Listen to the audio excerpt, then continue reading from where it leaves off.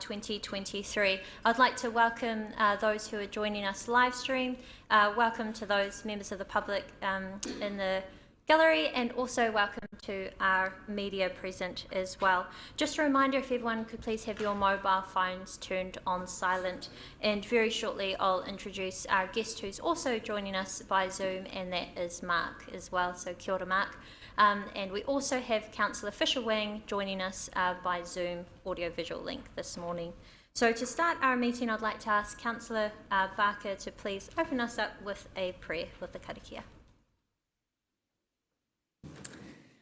Tūtawa mai I runga, tūtawa mai I raro, tūtawa mai I roto, tūtawa mai I waho. Kia tau ai te Māori tū, te Māori ora, ki te katoa, hu mai e, hui e, tae eki e. Thank you very much, Councillor Barker. So I'd like to ask if we have any apologies. There do appear to be none. So we'll move on to the declaration. We don't need to move that because there is none. Yeah, we'll move on to the declarations of interests. Were there any interests that need to be declared this morning? There appear to be none. Any urgent items not on the agenda? There also appear to be none. So we'll move into our council agenda for this morning. The confirmation of minutes, we're on page 5 of our agenda. I ask for a mover and a seconder that the minutes of the council meeting held on 15th of December 2022 be confirmed as a true and correct record. You have a question? Yeah. Councillor Lee. Thank you, Your Worship. I just have a question about the financial report that was presented to us at the last council meeting. We received an email from Mr Lovelace who questioned aspects of that report. Okay. Is there, we don't re-debate any of the issues in it, but we can certainly follow up any question that you may have after the meeting as well. So the purpose of confirming the minutes is just to confirm that what's recorded as what happened on the day in terms of who moved, who seconded, whether it was passed, is correct. But we can certainly follow up with any questions that you have after. As you wish. Any corrections to be made? There do appear to be none. May I please have a mover and a seconder? Moved by Councillor Kiriopa, seconded by Councillor Brown. All those in favour, please say aye. Aye. Any against? Carried. Thank you. We now move to our staff reports. First up on our agenda today is the schedule of meetings. So this was for the 1st of March to the 31st of December. Can I please have a mover and a seconder to receive the report before we go into an overview? Moved by Councillor Kai Fong, seconded by Councillor Barker, that the report schedule of meetings 1st of March 2023 and 31st of December 2023 be received. All those in favour, please say aye. Aye. Now I'd like to invite our DCE, Una Hopkins, to review the report. Thank you, Madam Mayor. Greetings, councillors. So this is just a continuation of the schedule of meetings that was provided to you at the end of last year. You'll recall that when we presented the schedule of meetings, we were only in a position to provide you with February and March. And that was to give an opportunity to continue the work around setting the delegations for the committees that you had stood up in that meeting. Subsequently, we have had to amend the meetings scheduled for March to coincide with timing in your development on your annual plan that's coming up. So we've reissued the schedule from March and continuing the balance of the 2023 year, which you have in front of you. I'm happy to take any questions on that if needed.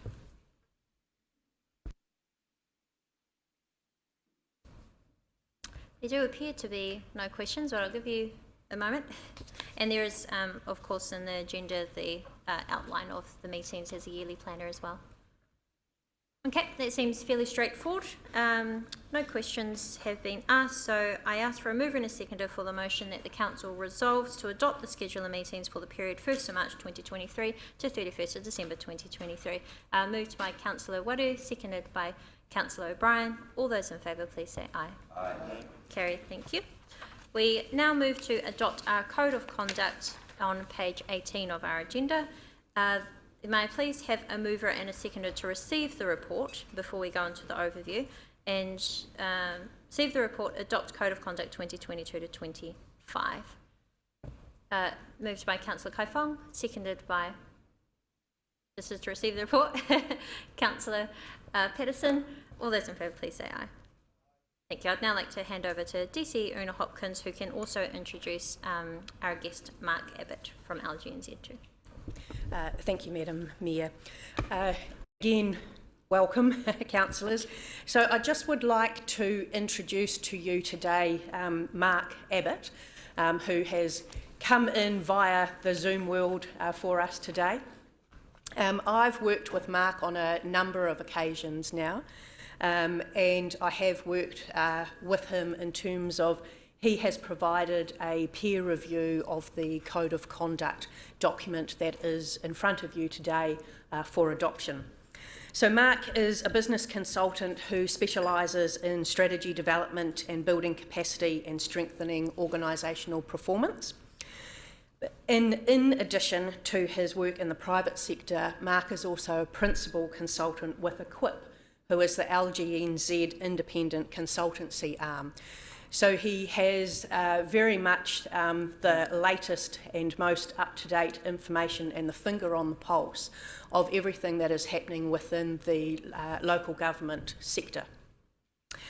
You'll also probably recognise the terminology Equip, and it is through Mark that we were able to engage Stephen Finlay during the course of your induction program. So there's a bit of a long-standing history of the work between this council, Equip and LGNZ. So welcome, Mark, and thank you for being in attendance today.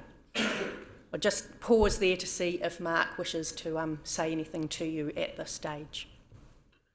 Tēnā koutou tātou. Thank you, Una, and thank you, Madam Chair, for the opportunity to present or to be available for questioning and support through this process.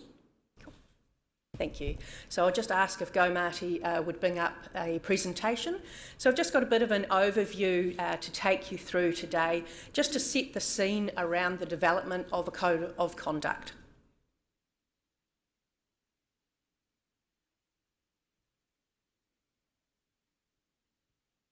Good? Cool. Lovely.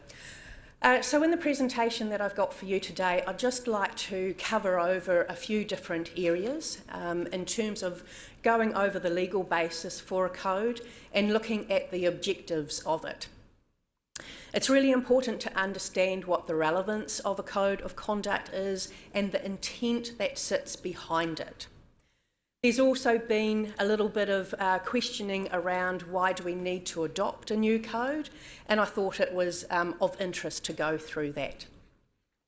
Also, the Code of Conduct is set upon guiding principles, and I wish to highlight those for you and how they have been developed and how they have come to this point today in terms of adopting your Code of Conduct. And lastly, just to overview the complaints process if one should arise.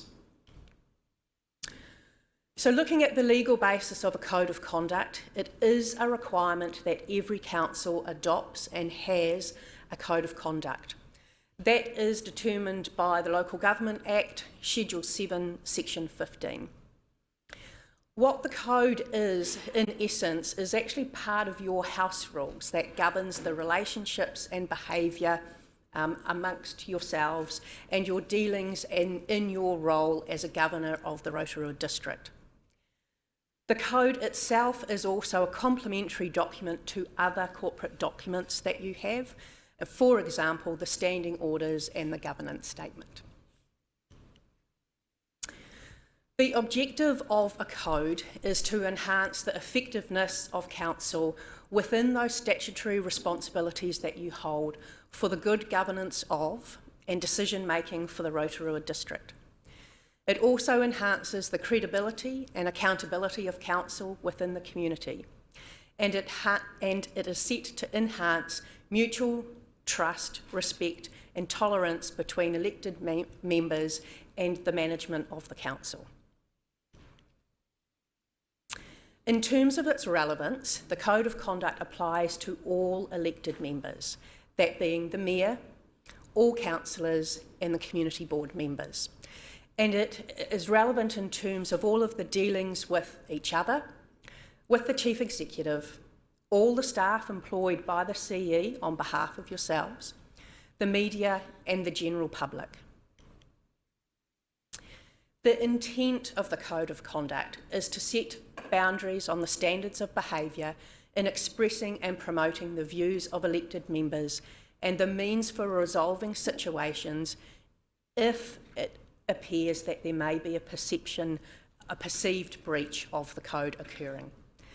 The Code of Conduct is not a means of preventing elected members from expressing their views, and it should be seen as yet another tool to help guide and promote free and frank debate, which should in turn result in good decision making.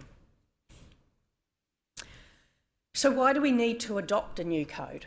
So at the beginning of this triennium, the Council undertook a commitment to set the values and behaviours by which this Council would operate. So in adopting that code today, you will be showing how Council will conduct yourselves in fulfilling your leadership role for Rotorua and expressly committing to those priorities that you set, one of them being seen as to be the trusted leaders of the district. Adoption of the code displays your ownership for a mutual agreement on the standards of behaviour for yourselves as elected members. We've also undertaken the review and put in front of you the adoption of a new code based on advice from LGNZ and the sector on the need for councils across the country to strengthen the robustness and transparency of a complaints process if the need arose. And that has been driven by growing instances of poor conduct being expressed, particularly in the last 3 years, and the difficulties that some councils across New Zealand have experienced when they have found themselves in the need to undertake such a process. The Code of Conduct is based on a number of guiding principles, and these have come from yourselves in your journey that you undertook in your new councillor induction program. That induction program was based on those principles of good governance, and in particular I draw your attention to 2 of the sessions that you had in your induction program. One being around what we called our governance role, which took place on the 25th of October. And the second one was called our leadership role, which was held on the 4th of November. Both of these forums were facilitated by external consultants, and the outcome of those sessions, among all the other work in your induction, has culminated in what you have in front of you today as the proposed Code of Conduct. It's based on principles and values of wairua, respect, so that's around robust discussion, and encouraging thoughtful analysis. Ngāku pono, integrity, so your dealings are fair and consistent, and that you won't mislead or deceive people. And kotahitanga, or unity, being courteous and approachable, inclusive, and there is genuine collaboration of ideas and the views of others.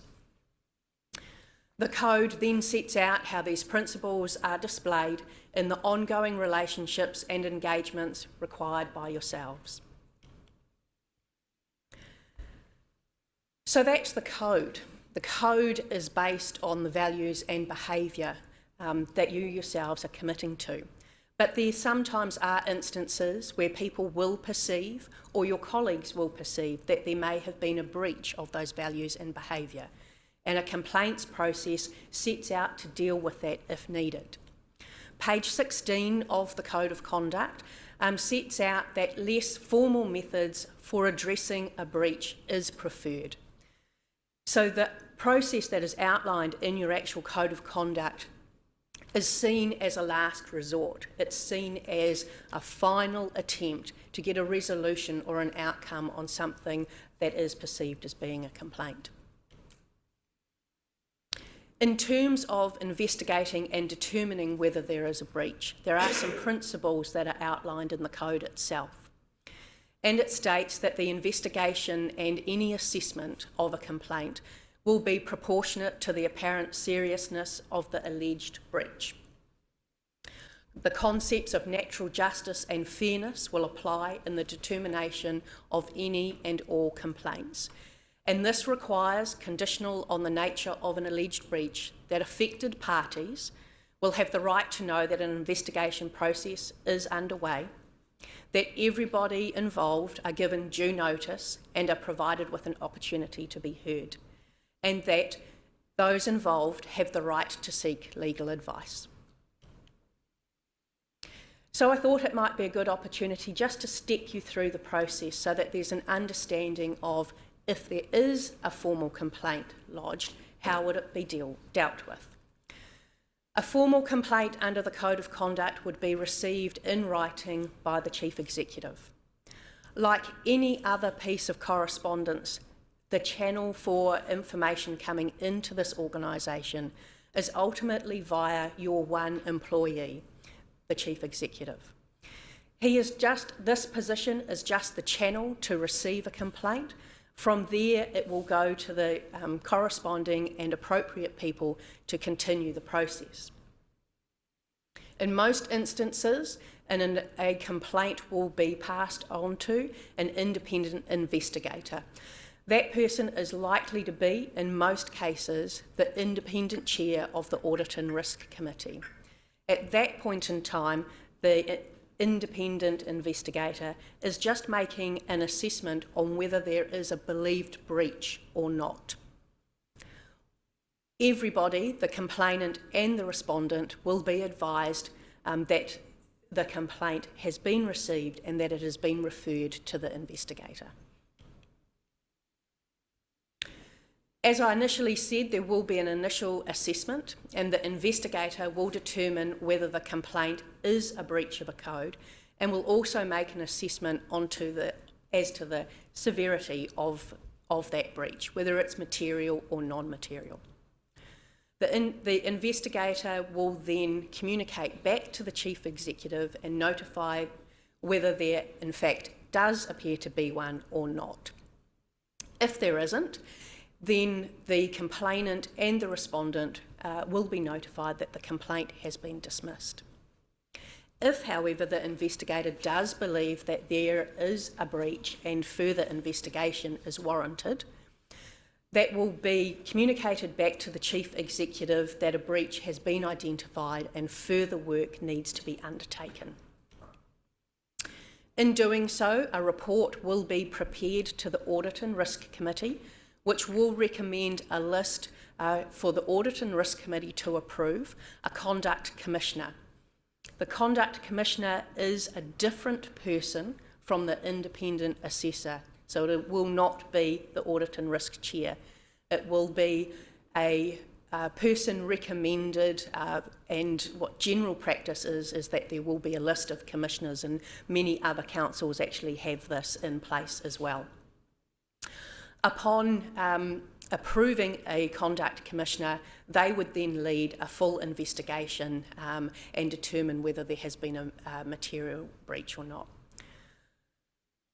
As the investigation continues, there is ongoing conversation and back and forth between the complainant, who is advised, and further information being sought, and also conversations with the respondent, who is also advised, and further information sought. At this time, there's multiple rounds of trying to understand what the complaint is based on and how a resolution may be able to be met.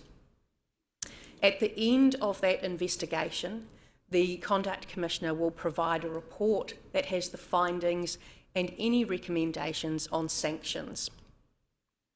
There may, throughout that entire process as well, be the ability for some mediation to happen, and that report may detail that mediation was undertaken and was successful or not.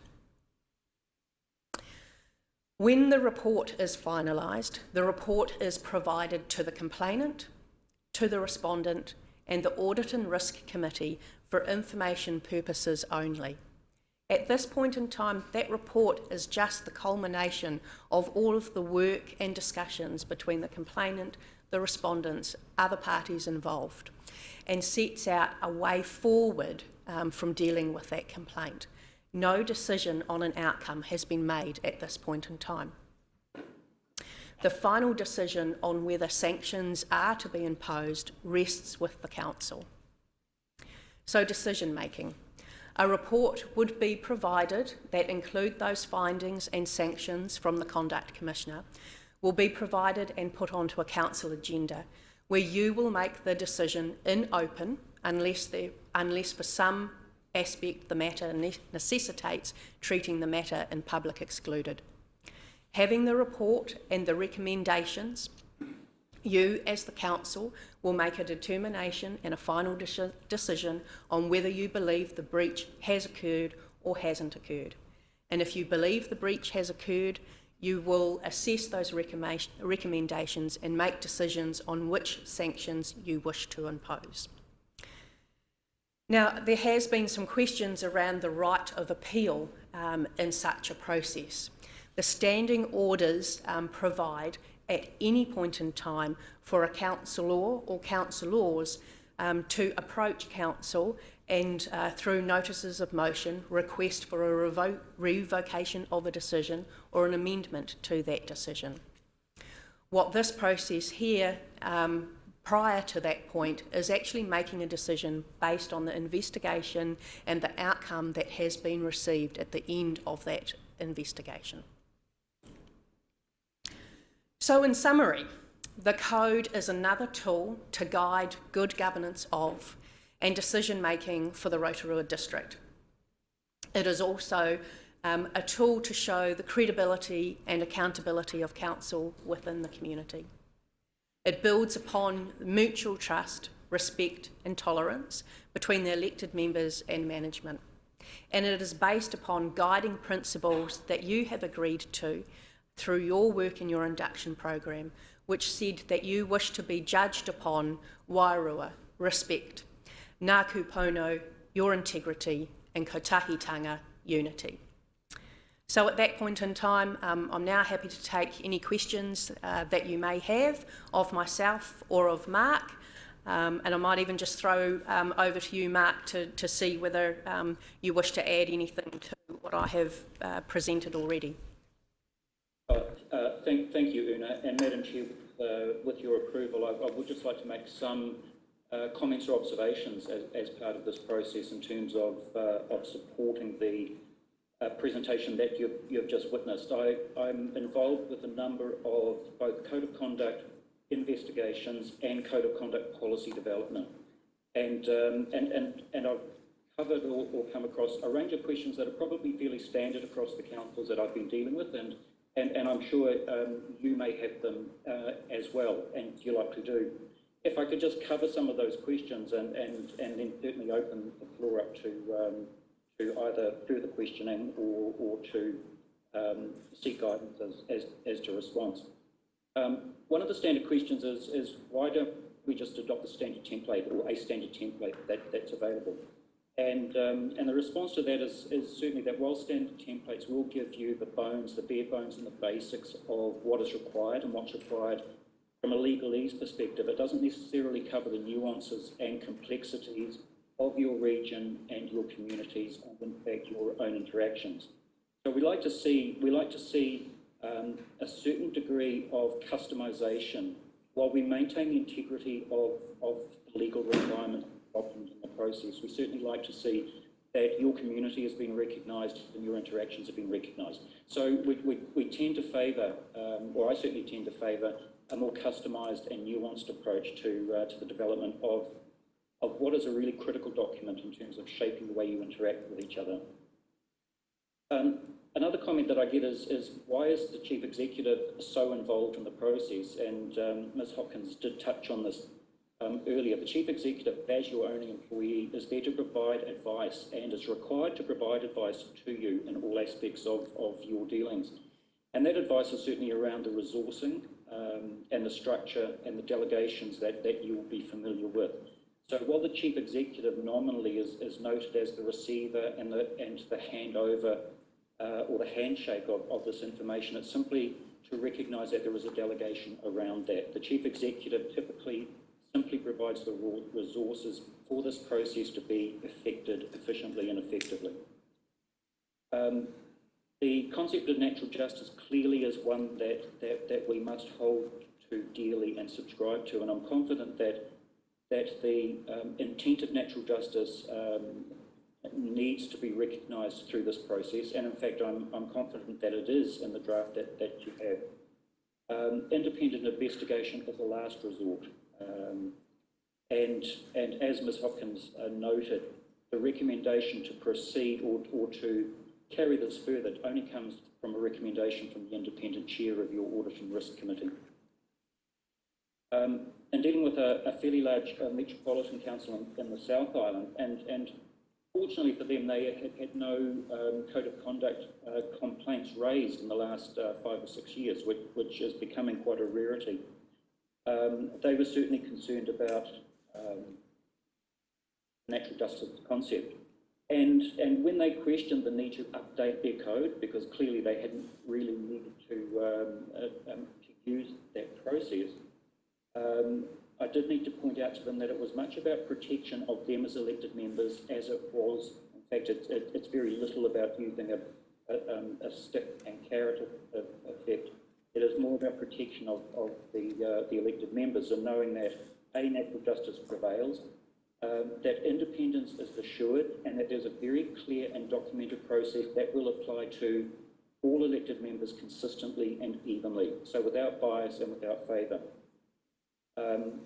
I recently undertook a review within the last 12 months of a major regional council not too far from you, and here it was noted that their code of conduct required the chair of that regional council to effectively determine the outcome or the process that was to be followed.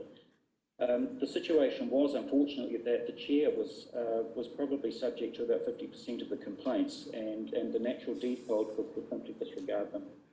And again, this is where the role of the Chief Executive or the Chief Executive's nominee does come in ensuring that that level of independence and lack of bias actually does provide for a really transparent and consistent and robust process. It also ensures that that vexatious and petty accusations, and there are a number of them, are dealt with appropriately and fairly. And a number of these I've witnessed and dealt with actually come from members of the public who use a code of conduct process simply to wear down their elected nominees, unfortunately.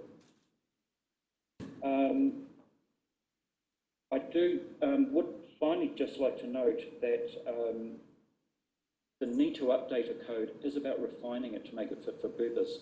And in the event that this draft review stalls or fails or is not progressed with, then you are by legal definition left with your current code of conduct, which is a workable document and a fairly prescriptive document.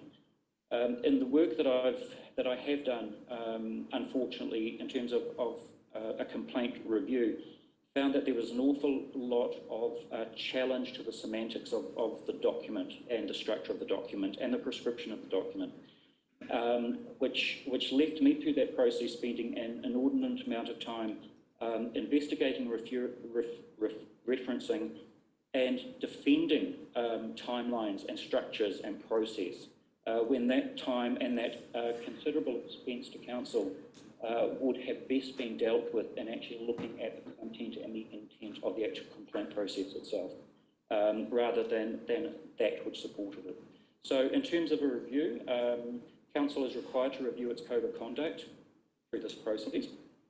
Council is also required, should it elect to accept this as an amendment, does require a minimum of 75% of participating members voting in favour of it. If not, you're simply left with the status quo, and the status quo is moderately workable, but the status quo is certainly nothing that we would ever, I would hope, attempt to see as normal. Thank you. I'm happy to be involved in any questions. Thank you, Madam Chair, for your ability to let me comment. Thank you very much, Mark, and thank you for joining us this morning to be able to provide your expert advice and opinion on this. It's certainly helpful having someone who's been so involved in not only the construction of code of conducts, but also when things do go wrong, which we hope they won't here in Rotorua. So thank you very much, Mark, and thank you, Una, for your overview of the report. So we will move into any questions. We'll take questions first, and then if there's any debate or comments, we'll take that after. So any questions from elected members for either Una or Mark, and if you could just let Mark know of the question specifically for him. Councillor Lee. Thank you, Your Worship. I have a number of questions. I'm rather hoping you might be generous and lenient with the time, or we could perhaps move a motion to suspend standing orders. This is an important issue, and I think this is going to set the tone for the next 3 years, and it's really important, I think, that we get this right. So my first question concerns the peer review document that was referenced. We haven't been provided with that. Why not? Sorry, so that the code of conduct was the document that was peer reviewed. Right, Yes. but did I misunderstand that the gentleman here, I didn't catch his name, sorry. Mark Abbott. Mark Abbott. Mark, did you prepare a peer review document about this code of conduct? So my role, through you, Madam Chair, my role in the peer review was to receive the draft document which was provided to you and has been provided to you, and provide commentary and recommended changes or amendments to that process. So there is no formal complementary peer review document that sits with it. My comments have been included in the document that you have today. Thank you. You might be surprised. Also, again, through the Chair, if I could just say, I was extremely encouraged by the draft that I did receive in terms of its approach to the points that I outlined in my summary, and also to the unique nature that Rotorua's community and cultural context has been referenced and woven through this document. I thought it was a particularly fine example of where council should be striving to in terms of engaging with both elected members and allowing that visibility to the public to understand that elected members, while they are representing parts of the community, are also representing the entirety of the community. So I was encouraged to see that those references and the value statements were in fact adequately captured there. Mr. Abbott, I have limited time to ask Councillor Lee, questions. just a reminder that questions aren't to be directed to any elected member or presenter. They come through the chair, please. Through the chair, Mr. Abbott, I've got limited time to ask questions. I asked a pretty straightforward question, and I just cannot afford to have 3-minute answers to 10-second questions. Point of order. So Sorry, there is no peer review Councillor document. Lee, sorry, Councillor Lee. Just if we could please show respect to our presenter.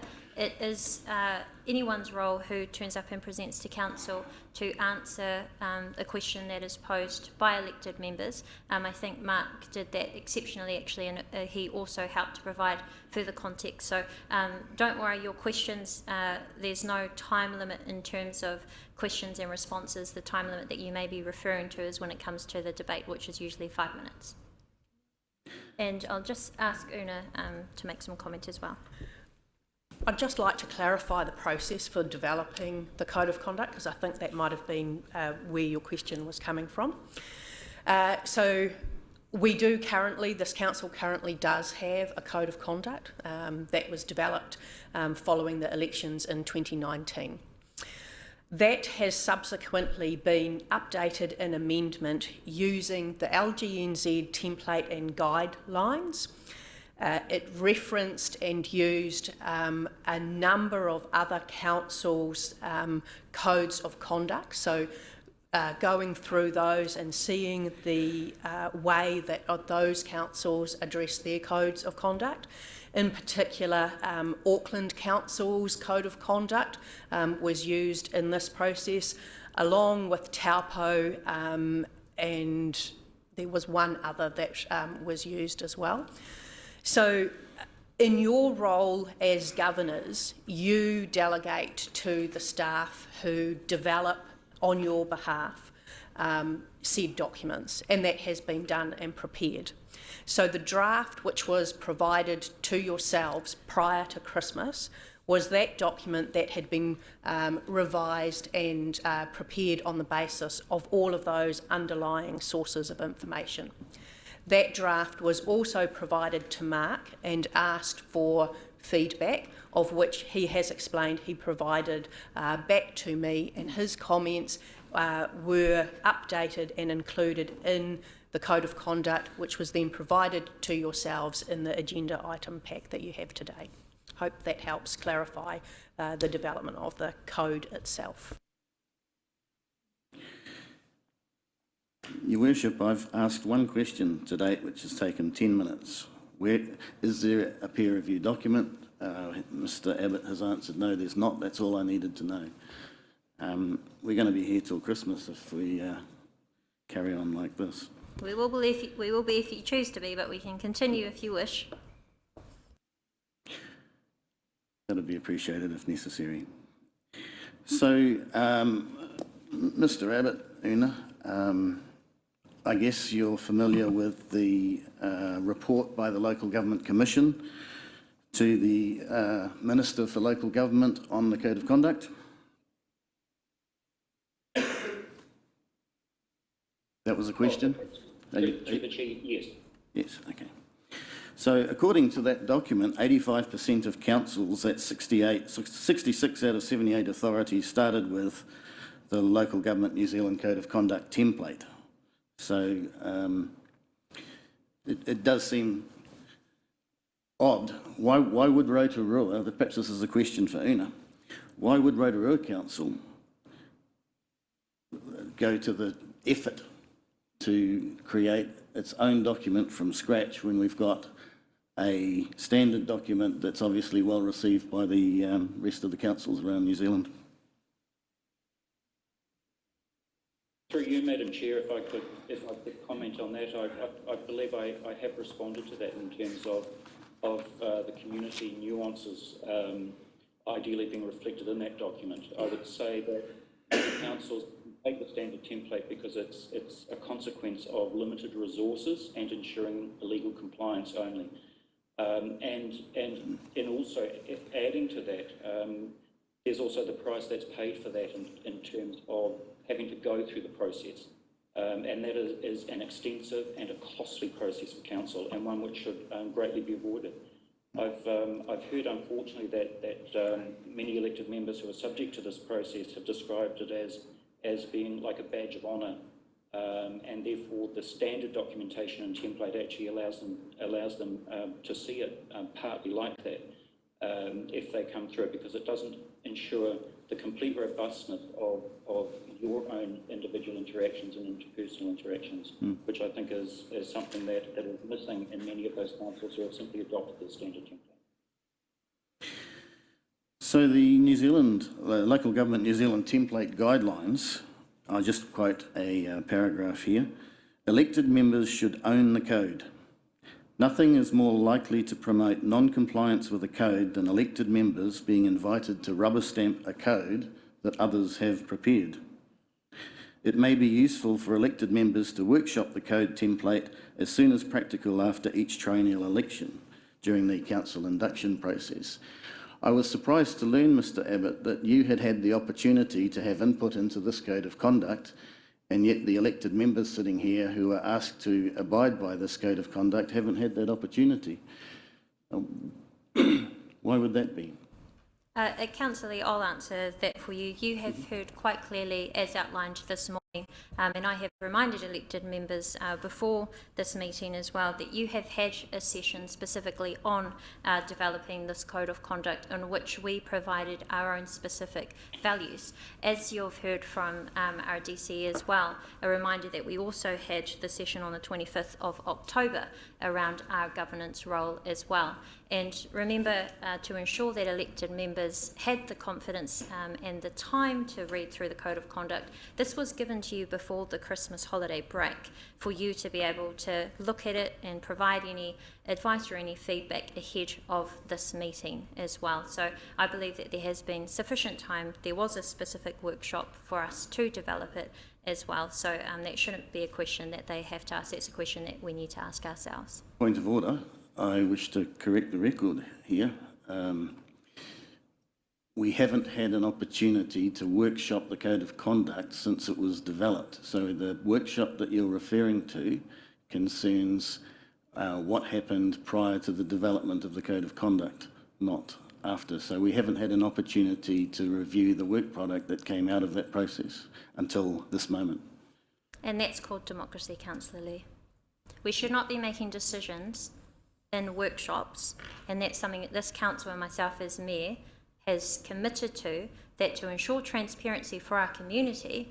We will not make decisions or significantly guide processes until it reaches this table where we can have these opportunities to be frank and to be open with any concerns and any questions that we may have. So whatever we land on today, I believe that that's a better process where the public can see and hear any and all of our concerns. But I do also appreciate that today with us we do have our expert opinions with Mark as well. We do have our DC and the governance team who have advised us, and it is our governance team's role as our staff, whether it's an engineer or a planner and developer, provide us, this council, using their advice, our feedback. They'll take our feedback, they'll produce a report, and then that's the opportunity for us to discuss here at the council table. Mr Abbott, our mayor has rejected the advice apparently in the Local Government New Zealand template guidelines. Do you think that it would be helpful? Councillor Lee, I have already asked you and reminded you this is not a cross-examination process. You must ask through the chair, and you please do not make presumptions that I have not accepted anything. Thank you, Your Worship, and my apologies for not speaking to Mr Abbott through the chair, just bad habits as a new member, unintentional. I make the observation, and I have made it, that the New Zealand Government, Local Government New Zealand template guidelines encouraged a workshop on this topic, and so I'm just making the point that hasn't happened since the Code of Conduct was produced. That was the point I was making. So, whoever wishes to answer this question, one of the key differences between the Local Government New Zealand template code and the Rotorua Code of Conduct that is proposed before us is that complaints can be made by the public and staff with this Code of Conduct. So, presumably with 85% of the councils who adopted the LGNZ code, and most other councils do not allow conduct complaints from the public or from staff. Why should Rotorua be different from the rest of the councils around New Zealand? Through you, Madam Chair, if I could, we're finding it more and more commonplace that the Code of Conduct process is opened up to complaints from the general public. Generally to deal with, as I noted earlier, often vexatious and petty and continual complaints and issues that are processed via that channel. And the Code of Conduct process, therefore, is one where the general public have an expectation and an understanding that they do have a right to comment and they do have a right to challenge. They do also have a right and an expectation to judge their elected members in a documented forum or through a documented process and forum. And that process, therefore, needs to ensure that any complaints lodged by members of the general public will be dealt with in a consistent and a fair and in an efficient way. I'm not able at this point to debate the statistics over the uptake of code of conducts using the standard template or other templates, other than to note, as Ms Hopkins has noted, that the LGNZ template was used as the framework for this document. But we are seeing more and more that the general public and staff members can and rightly should have access to a complaints process that is consistent with that of elected members who serve them. But this would be, through the chair, this would be a radical departure from how code of conducts have been conducted in the past, is it not? Through the chair, it's not a radical departure. It simply opens up that channel for greater transparency, in my view. And I'm finding that those councillors who actually allow the general public and staff members to engage in this process certainly have a lot more confidence and comfort knowing that the process is being dealt with independently, thoroughly and conscientiously. And sorry, I'll just get Una to provide comment from a Rotorua perspective. Yeah, so just to clarify again, yes, that inclusion is not a radical departure. The previous code or the existing code, if you don't adopt this one today, does provide that staff and the community can use the code of conduct to lay a complaint. So that hasn't changed from the previous code to this code. And perhaps just to give elected members and the public who may be watching some examples that could be used as if defamatory comments are made by elected members or misinformation is led, which could impact an individual or an organisation or commercial entity. So that would have to be of quite serious significance to be put through a complaint process. So whoever wishes to answer this, under the legislation of the Local Government Act, we're required to have a code of conduct. We're not required to create a whole quasi-judicial system, are we? I don't think that question is appropriate. Would you like to move to your next one? Shall I rephrase that? The code of conduct has very simple requirement. The legislation would allow for a very simple, very straightforward code of conduct rather than some comprehensive 30-page document, for example. Through you, Madam Chair, so I guess my response to that one is, and I'm picking up on what Mark had said earlier around those codes that are vague on such a process do find that you spend a lot of ratepayers' time, the complainants' time, the respondents' time, on actually trying to nuance and understand what a process should be, and actually outlining and setting out very clearly what the process is intended to be.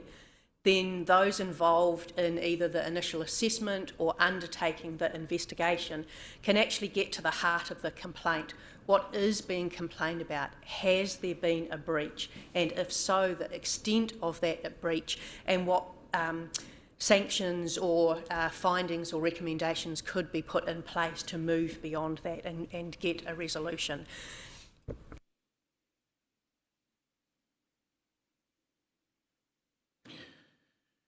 I guess you would agree that the elected members are accountable to the public every 3 years.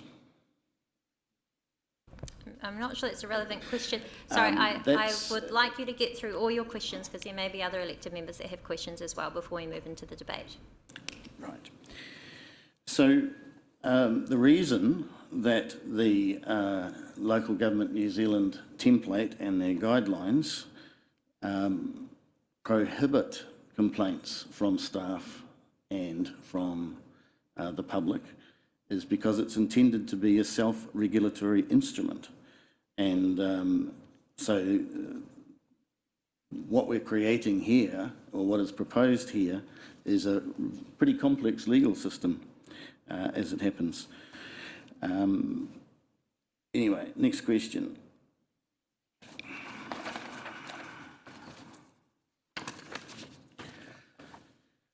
So What I haven't heard in the discussion and the lead-up time so far is the terminology weaponisation of the Code of Conduct. This is a terminology that's used in the Local Government Commission report to the Minister, and that is really the heart of what I'm concerned about, the weaponisation of Code of Conducts against elected members. Rotorua, Mr Abbott might be able to confirm this, may have had more Code of Conduct complaints last term than any other council. It certainly had its fair share and then some. So we're coming from a basis of recent history here. So I guess my question is, after 12 Code of Conduct complaints directed at Councillor McPherson, did that result in improved behaviour by him? I wouldn't like to ask any questions or expect an answer on someone else personally who can't be here at the table to respond, but perhaps if I can just acknowledge that the purpose of the Code of Conduct is to promote effective working relationships, and it's certainly my ambition as Mayor, and I'm sure this new council, and as you see it's a very new table, so the community was keen to see some change, that we at every endeavour will ensure that we can resolve any issues that we have between ourselves before having to get to a Code of Conduct, and I think that's been outlined quite clearly both in the report and this morning as well. This is just there to provide clear guidelines and processes if we do need to follow them. But we shouldn't comment on previous people. Again, whoever wishes to answer this question, can you see why some Rotorua people believe that last term the Code of Conduct was weaponised against Councillor McPherson for political benefit? Look, I'm very sorry, Councillor, but Point of order, those Madam Chair. questions are Kei irrelevant. te oha haere ahau.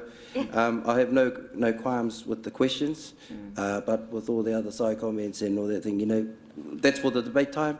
My understanding of the rules are, that's for the debate time. This is just to ask questions, and I would say that if you're asking questions, and whether you like the answer or not, you're getting an answer. So can I suggest we move forward and allow the councillor to ask his questions without all the commentary. Kia ora. And please just keep the question relevant as well, Councillor. So if we can just focus on not what's happened in the past, but the Code of Conduct that we have before us and moving forward. If staff can lay a complaint against elected members, doesn't that mean staff have oversight of elected members? Is it not the role of elected members to have oversight of staff, particularly the Chief Executive? Councillor Lee, sorry, I think that you're twisting this a little bit into something that it's not and does not intend to be. So the Code of Conduct, as outlined, just provides a process and guidelines. If there is a complaint, remember there is quite a lot of informal discussions that can happen prior, and I can't see myself as Mayor or this council ensuring or allowing complaints to be accepted or processed if they do seem to be frivolous. That's the last of my questions. Thank you. Thank you. Were there any other questions from elected members? Councillor Patterson. Thank you, Your Worship. Kia ora, Mr Abbott, and good to see you, Fisher. Just a question on the agenda under 7.4. It states that Schedule 7 of the Local Government Act 2002 requires us to adopt a Code of Conduct, but it doesn't specify when. Earlier under 7.3 it states there are no risks to us adopting a Code of Conduct. So my question is, actually what would be the risk if we don't do this today? Through the Chair, as I noted earlier, you have a working Code of Conduct in place. It was adopted for the 2019 to 2022 triennium. So if you fail to or refuse to adopt the amendment, which is presented to you today, then that Code of Conduct carries on in perpetuity until it's amended. So you're basically or essentially corralled by that document and the requirements of that document in terms of your Code of Conduct process. So that effectively is the only risk if you're viewing that as a risk. Thank you, Mr Abbott. And Sorry, Councillor Patton, I might just get our Chief Sure. Executive to respond as well. Thank you, through the Chair. Look, if I could just add to that, in the induction process, you have actually talked about and identified a range of values and principles that this body, that you believe are very important for you as to how you wish to govern, how you wish to lead. Those principles have been embodied in this code of conduct, and you'll see that the substantive part, in fact, of the document that has been presented actually is covering off what are you expecting as a governing body of each other, what are you thinking is actually the way in which you need to or wish to be perceived. That's the substantive nature of this document. And so by not adopting it, effectively, the aspirations that you have communicated in the various induction workshops would actually not in any way be identified and become formalised as part of the way in which you are going to work. thank you. Supplementary question? Just getting again into the detail of the actual document itself. On page 19 of the document we were provided in our folders before Christmas, it says the Chief Executive will be responsible for the appointment of a suitable investigator expected to be the Independent Audit and Risk Committee Chair. I think that's been mentioned this morning as well. So on the subject of the Audit and Risk Committee, can you remind me again who appoints the two external appointments and what skills will they bring? Are they like retired judges, HR consultants? Who are these people?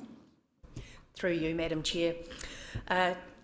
The Audit and Risk Committee, the membership for that committee is an independent chair, externally appointed, an independent deputy chair, externally appointed, the mayor, the deputy mayor, and the 4 deputy co-chairs as it currently stands.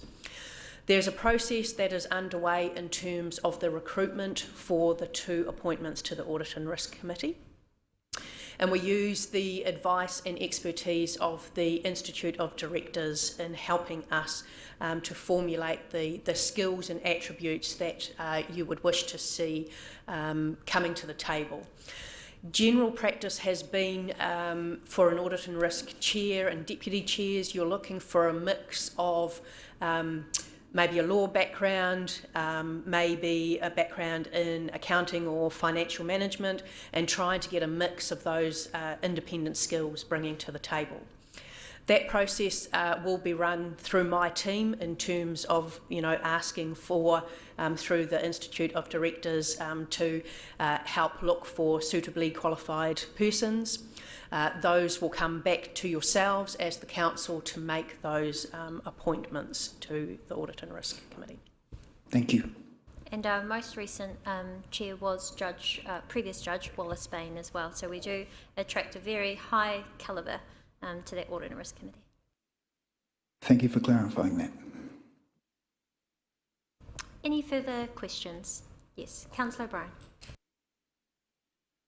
Thank you, Your Worship. Through the Chair, thank you, Una, for your report. Mr Abbott, could I just seek clarification, Your Worship, and I'm happy to put this aside to discussion if you'd prefer, but regarding the appeals process, sorry, just forgive me if I misunderstood. So if a decision has been formed in the, shall we say the respondent or accused, however we wish to terminology, and seeks an appeal, did I understand right that the same councillors who made the decision then re-examine it to see if they see a process or to see if there's reason to change their original decision?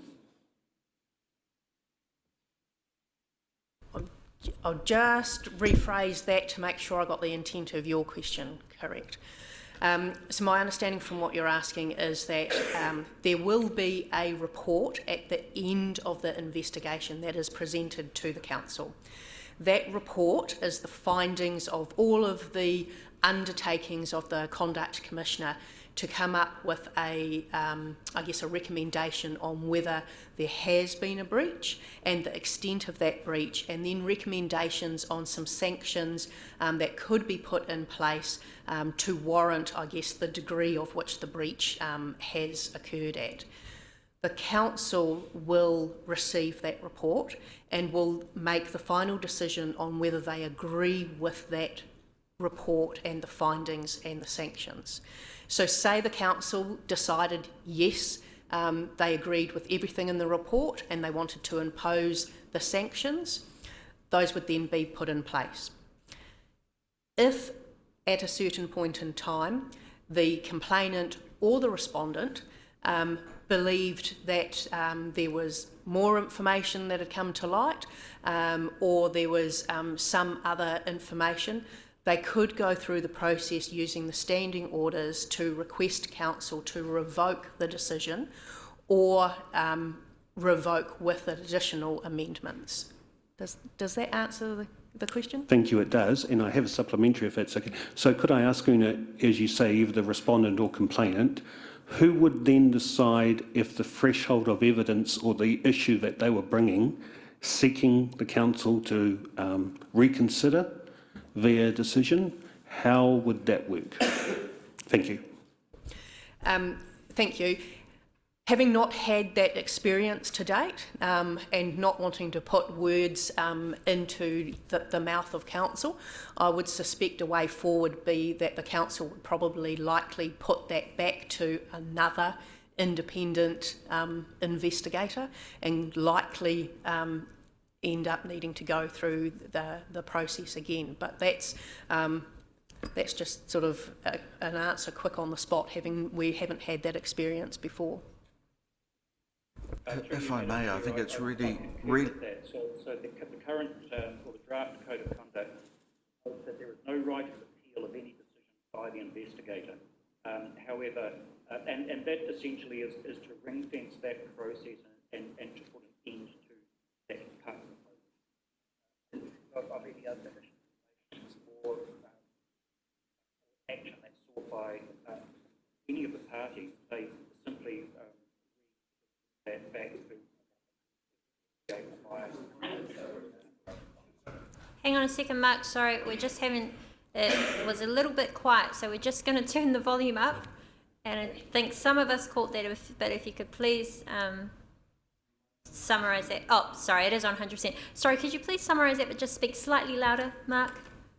Yeah, apologies for that. As I noted, page 20 of the draft notes that there's no right of appeal to the decision by the investigator through this process, but there is clearly a right of council to ensure its sanctions, if appropriate, or not to sanction, is made as they deem fit. So essentially to take the recommendations of the investigator or the commissioner or otherwise.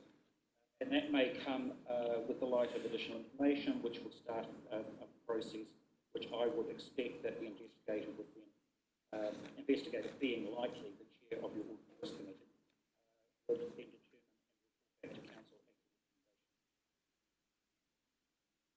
council. If I may, through the chair, I think it's important that the process that has actually been outlined is a process which an independent, fair and just assessment is made of a complaint in light of the views that the complainant has, in light of the views that the party who's been complained about puts forward, and then is put to you as the decision-making body. So ultimately you are the decision makers. There is no decision made within the process itself until it gets to you and you make the decision. If new information comes to hand, you would have, as the decision makers, you would have a subsequent pathway to decide, is the information compelling to the degree that you recognise you've made the wrong decision, in which case you could make another one. Or alternatively, you might say, no, this needs to actually be re-evaluated through an independent process. We don't feel confident in the information as it is at the moment. We would like some further inquiry to be done. So ultimately, you are the decision makers here. The process that has been outlined is really one where there is a fair, transparent and measured process to get a set of recommendations to you that talk about what's happened, what appears to be the issues that have been brought to hand, and what appear also to be a fair set of potential consequences that you could actually entertain. Were there any further questions? Councillor Kiriopa. Morena, tātou. Through you, please, Madam Chair. I have a question for Mr Abbott. Just to help me with the wording, Una, could you please take us to to the second part of the process? It said it was around CEO recommendations.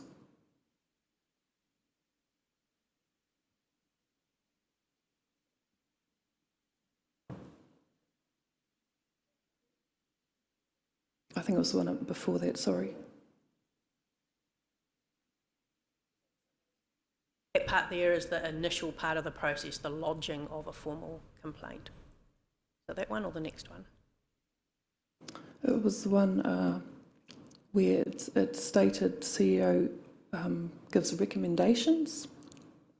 Yep. Sorry, that's after. Yep. This is the one. Yeah. I'm just interested. The CEO in this process can list recommendations for the approval of a conduct commissioner to undertake.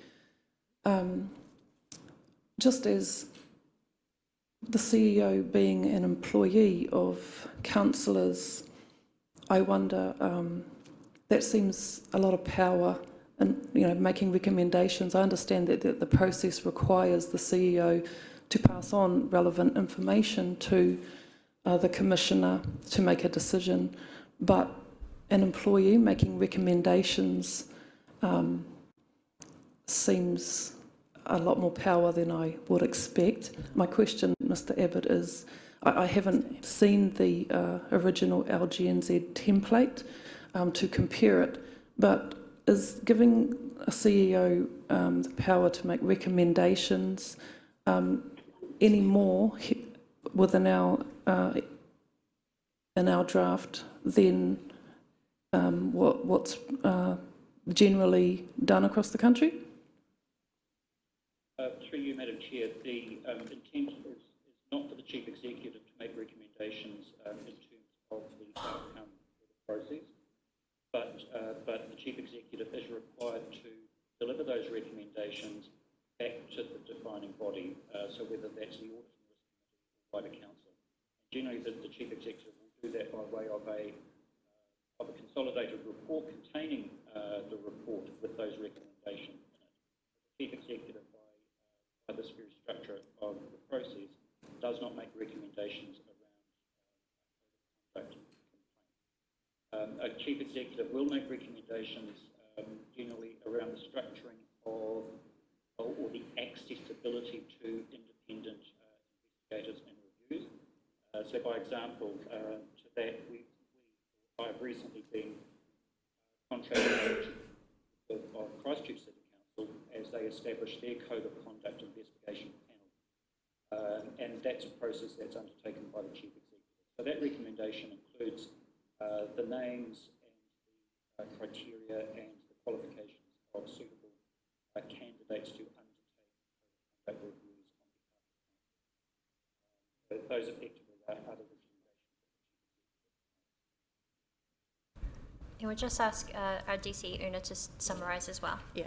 So I guess just for for true clarification and being as simple as I can be, every order paper that comes through to council is a recommendation from staff. You'll see at the top of your order papers the report is prepared by, the report is reviewed by, and the report is approved by. The Chief Executive is the position of which all papers are finally approved before coming onto your agenda. So in that regard, an example up there, all the position of the Chief Executive is doing is in essence providing a report to the Audit and Risk Committee that will set out a recommendation with potentially a list of names and their suitability to undertake the role of a Conduct Commissioner. And the Audit and Risk Committee would make that decision on who they are going to appoint as the Conduct Commissioner. I think I also reference back to Mark, who had said a number of councils do have at their disposal a list of already pre-approved conduct commissioners. We don't have this at this time, and when we would be looking to put forward to the Audit and Risk Committee a list of recommendations with suitable credentials to undertake that role, we would be, in the absence of that presently, seeking advice from LGNZ as to appropriate conduct commissioners. Sorry, I don't think I worded my question correctly. It's more the second part of that I was referring to. It's not about the CEO having powers to recommend who the commissioner is. It's more that they can recommend the course of action that I have concerns about. Okay, so that part refers to going back to the independent investigator, who has then come back to the Chief Executive saying that there has either been a breach or not a breach, and some direction then on what a course of action might be. So again, it's just closing off that loop from that initial assessment back through to the Audit and Risk Committee on the next steps going forward. I'll just check if there's any further questions by any other elected members, and I'll come back to you, Councillor Lee. Yes, Councillor Maxwell. Thank you very much. To you, Una, I've got this question here. These are questions, and then we're having the debate later. I take it. Good. The question you touched on in your presentation that because of the last 3 years, complaints and investigations and all that, and I can recall, I won't name the councillor, but a certain councillor would not accept any of the recommendations we had, or even from the independent body. And also, there were huge financial costs. So in a sense, what did we achieve?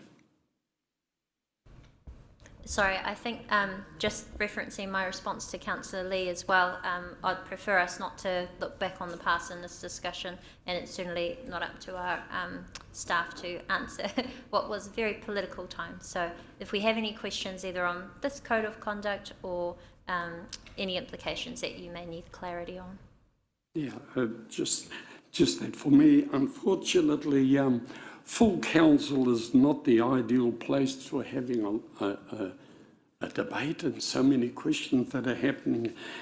Ideally, it's the standing committee. So I'll leave it for the debate part because I'd like to put forward some other things.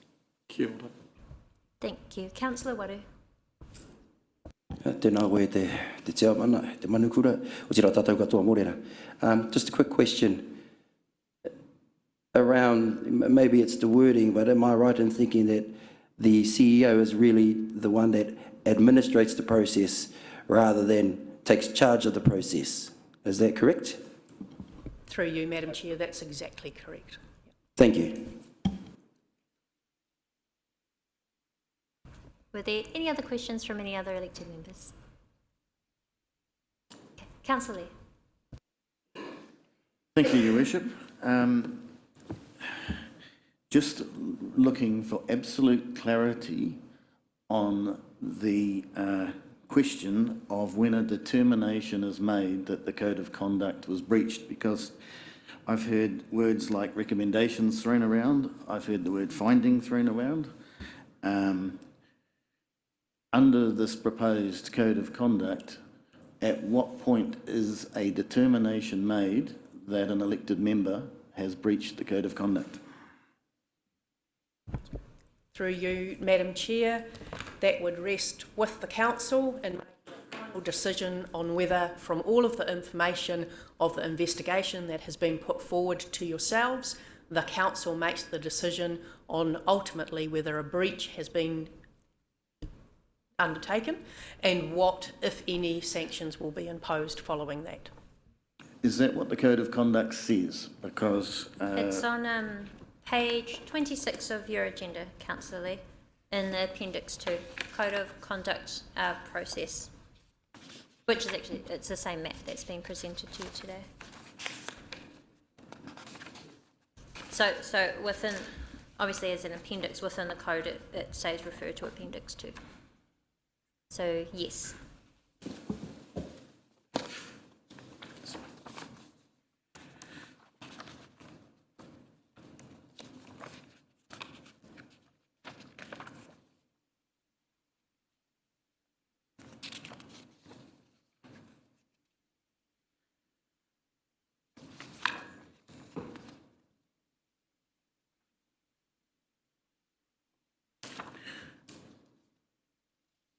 I'll just give Councillor Lee a moment to find what he's looking for. Were there any other... I'm looking at the Code of Conduct. Can you tell me where it is again, please? Oh, sorry. I am holding the Code of Conduct, and sorry, it wasn't in the agenda. It was page, when I said it was on page 26. That's actually page 26 of the Code of Conduct, not of the agenda. Sorry.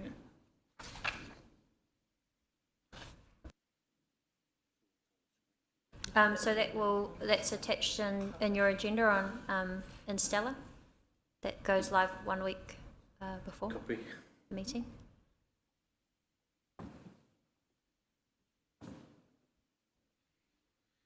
Yeah, see, point 7, Code Conduct Commissioner, which is a new innovation again, provides report and findings.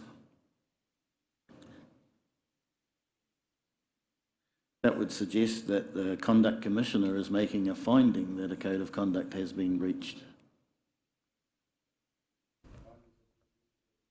Yeah, sorry, I think we've had quite a lot of feedback and response from our expert Mark and also from our DC Una on this, so I think that's been made quite clear. I do wonder if there are any other questions before we move into the debate. There do appear to be none. So in order to go into the debate, I'll move the motion and we'll require a seconder, and then we don't put it, we go into debating it. So I'll move. Is there a seconder? Oh, sorry, I found what I was looking for, if I may. Okay, I'll just finish this so then we can go into the debate, and then we'll go back to seconded by Councillor Kai Fong, and so that opens up for debate as well. So we'll get you to finish, Councillor. Sorry, Madam Chair, what did we just do? Oh, so when we take questions under our standing order... Oh, no, I mean, because then Councillor Lee kind of got mixed up as to what was happening. There doesn't appear to be any other questions, so they're just to open us up for debate. And for any public that are watching and wondering, that's just the process before. We'll always take questions first, and then in order to debate the item, we need to have on the table formally an item which requires a mover and seconder for it. And then we'll have the opportunity for any debate or any comments from elected members, and then after that, we put it to the vote. Thank you. So that's been moved by myself and seconded by Councillor Kai Fong. Now we open up for any debate and comments. Councillor Lee. Sorry, Your Worship, I was just trying to clarify one final point. So page 18 of the Code of Conduct at the bottom, it states, upon assessment, the investigator will report back to the Chief Executive whether or not a breach of the code has taken place. So it appears we've got an inconsistent Code of Conduct document that's saying different things in different places. Through you, Madam Chair, and then I might get Mark to back this one up. I don't believe there to be inconsistencies. There is a process, and in that process there needs to be a number of initial steps made in order to progress or not. The independent investigator, based on the advice and the complaint that they have at hand, makes an initial assessment about there either being a perceived breach or not. If they perceive that there is a breach, they will pass that on, and it means it goes to the next stage, which would be the appointment of a Conduct Commissioner, and then going through a process to determine the extent of the breach and talking to all the parties involved. Through you, Madam Chair, that's correct. So the process is being independent. The investigator or the commissioner, independent commissioner, will determine whether they consider a breach to have occurred or not. They will report that back to the investigator and through the process, and that is likely to also include recommendations as to sanctions or follow-up actions.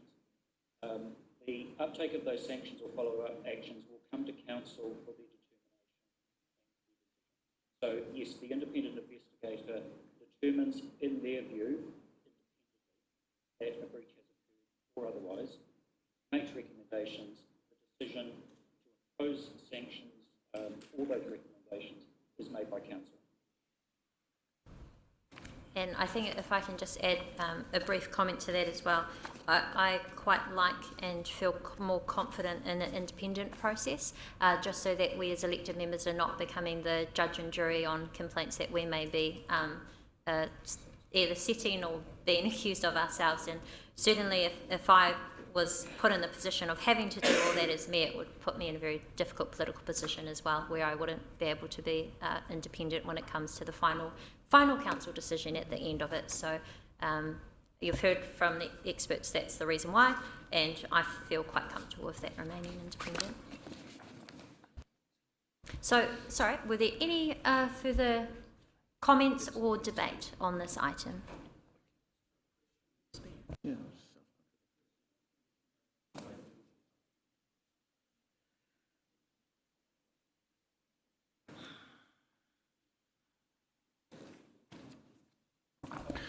Councillor Maxwell. Thank you. Thank you, Madam Mayor. You've moved the motion. In actual fact, support number one, but number two, I was, having listened to all the questions and all the debate, I was going to move an amendment that Council resolves to put on the agenda of the March Standing Committee because we're not going to lose any sleep over a couple of weeks or something to really thoroughly listen to all the questions and all the information that is needed for this, because I touched on it earlier, and I feel for the councillors at the moment, at a full council, it's very hard to sort of really express how you feel, and I've been trying to listen with respect to all that's been said, and I think also that Councillor Lee does have some points that need for us to think about and look through, and if it's been said we want a team, so we want to take everybody on board with the code of conduct, because once we set it, it'll be there for the term, I'm sure. Unfortunately, I think for me, I'll either be abstaining or opposing it so that we can have a thorough debate at the full first standing committee that we've had since we've been elected in October. So, thank you. Thank you, Councillor Maxwell. And I'll just clarify some things. We don't have a standing committee, but this adoption of a code of conduct is the role of a council meeting, so it won't be able to be deferred until a committee meeting. A council meeting is the most appropriate time to do so, of which the next one would be 22nd of February or the 29th of March. So certainly take your feedback on board. We can see what other elected members think, but I do want to remind everyone and express that we have had this since before Christmas. That has been quite a long time to consider, and if there is further time that's needed for councillors to feel confident in this process, then we can consider that. However, this is very much business as usual, and we are soon to go into our full council and committee meetings, of which our community will be expecting us to debate the issues that matter to them. So the focus of this entire council meeting, as you may have noticed, has been on setting of our governance and our democracy, how we choose to work together as a council for this term. This is essentially the last meeting to do that, which follows a very extensive induction process that we have all been on since October. We've had the governance role outlined very clearly, and also the opportunity already to contribute to the Code of Conduct. So I'm just signalling that if we were to wait until March or too long, we have other important items that are going to come to our table, which I'd prefer us to focus on. So I would just like to express that and clarify.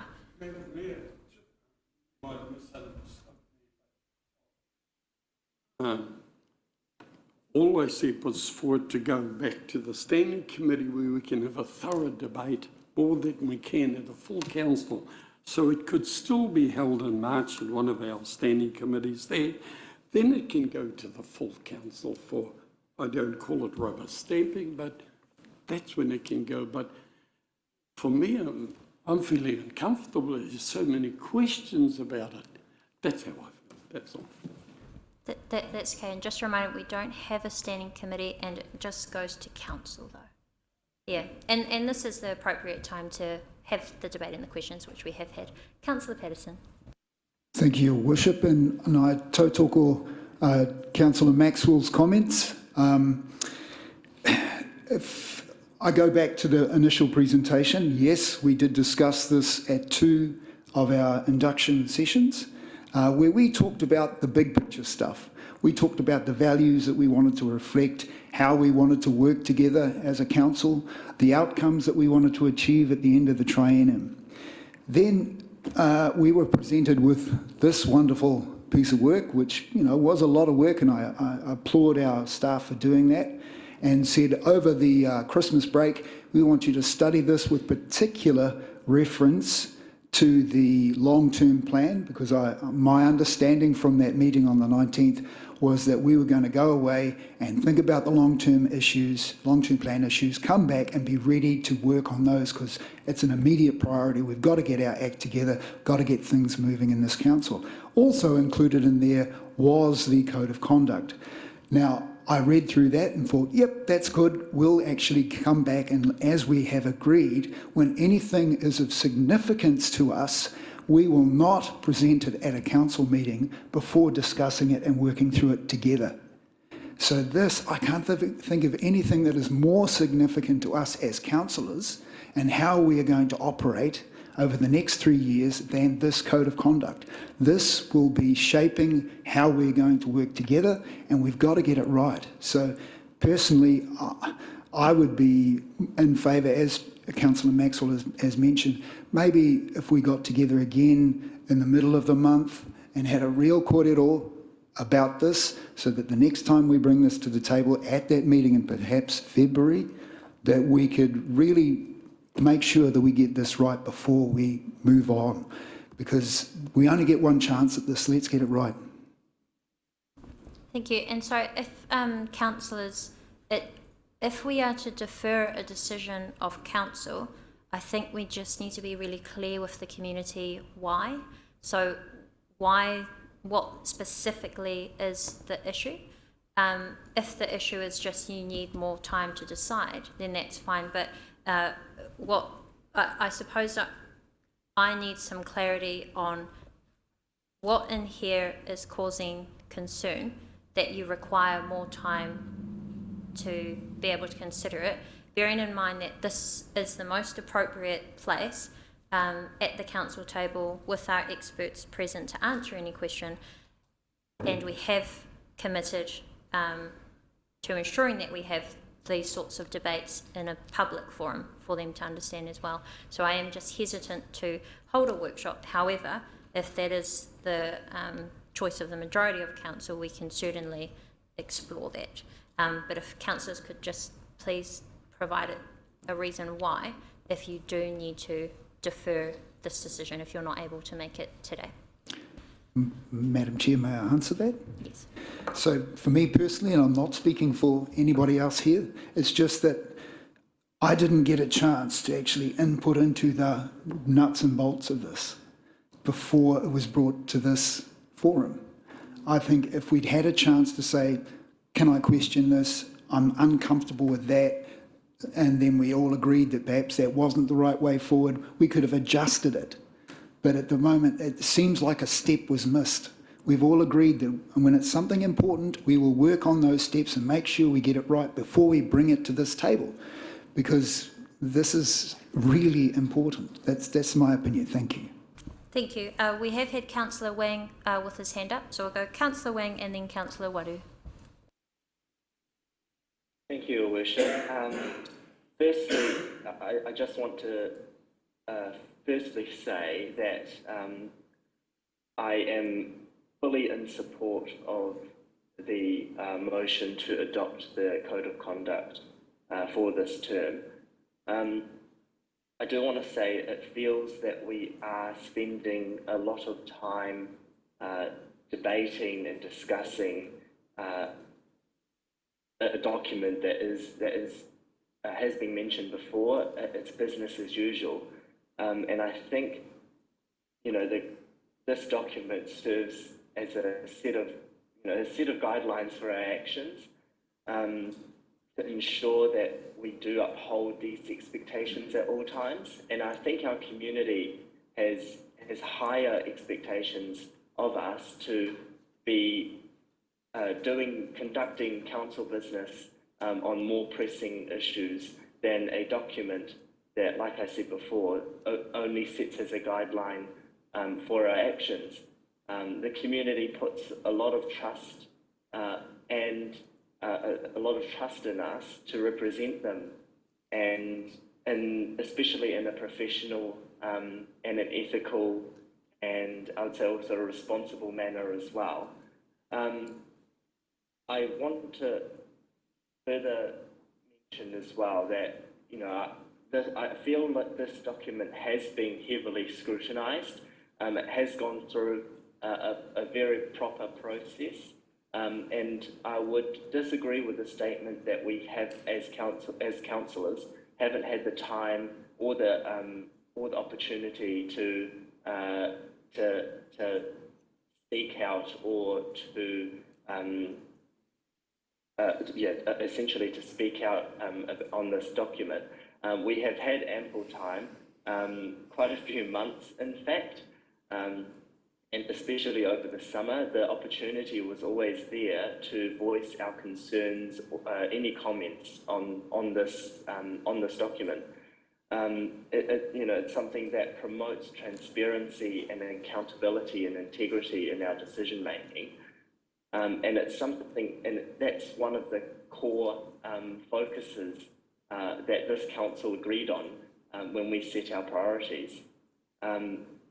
It sets the standard for our behaviour, both in our capacities as elected members, as councillors, but also in the interactions that we have with fellow elected members, and also importantly our staff and with the members of the public, which I absolutely agree on.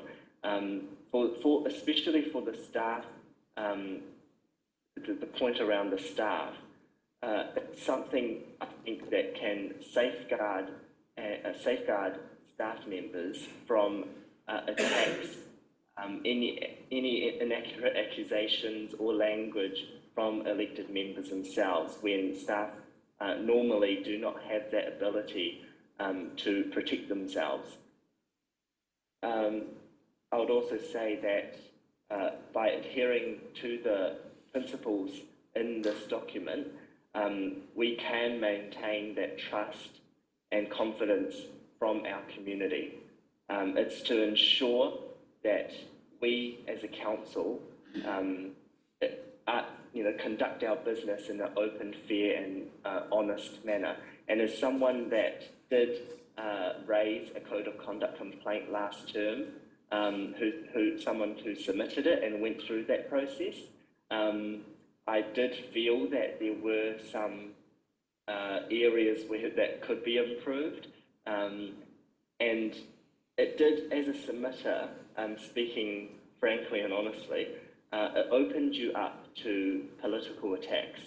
And as someone that went through that process, it felt like the person I was submitting the complaint against actually got more resources and got,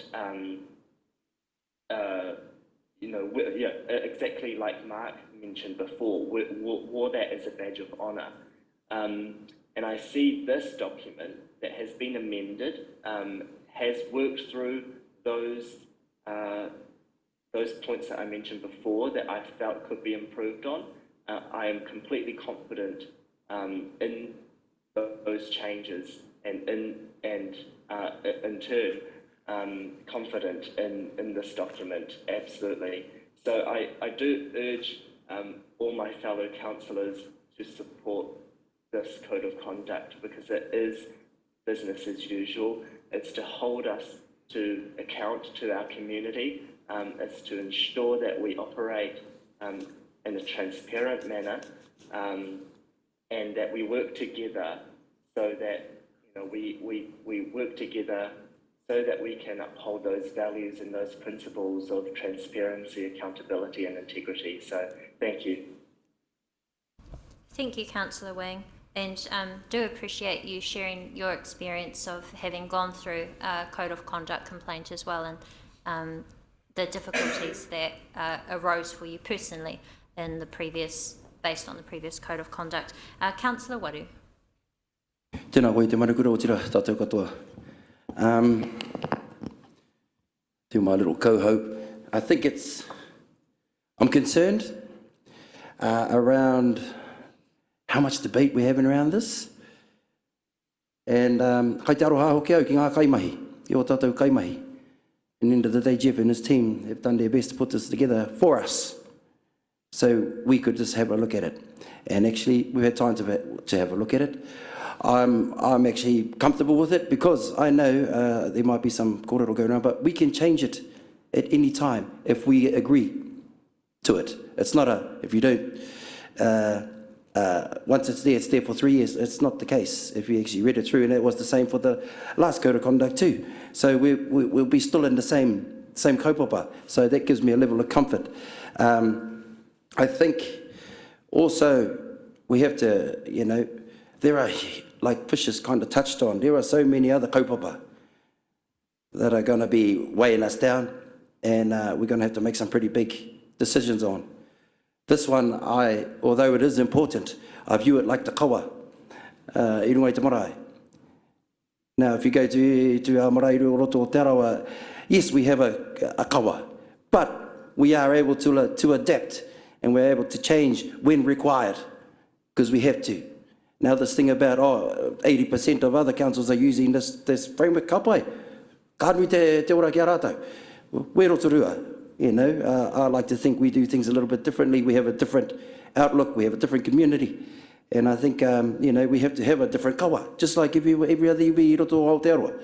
So I don't, I get a bit hoha, to be honest, around us, 9:30, it's 11 o'clock, just past 11 o'clock, and we're still talking about these things. I think we could, and I still tautoko, if there's, nothing stops us from having that debate at any of the committees or harane, if we adopt it. But if we don't, well, we're still pretty much, if you would read the old code of conduct, which I'm assuming everyone has, and the one that's been proposed here, there's not too much difference except for the values that we've all agreed to anyway in principle to work with, and work with each other in that spirit. So, e kia nāu, pai noho tēnei kāu.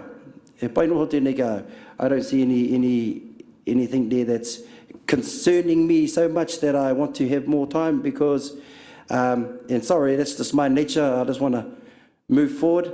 I'm pretty sure our community has other things, more important things that they want us to sort out And I mean, I hope this certainly doesn't actually set a trend for how we're going to adapt, debate things moving forward.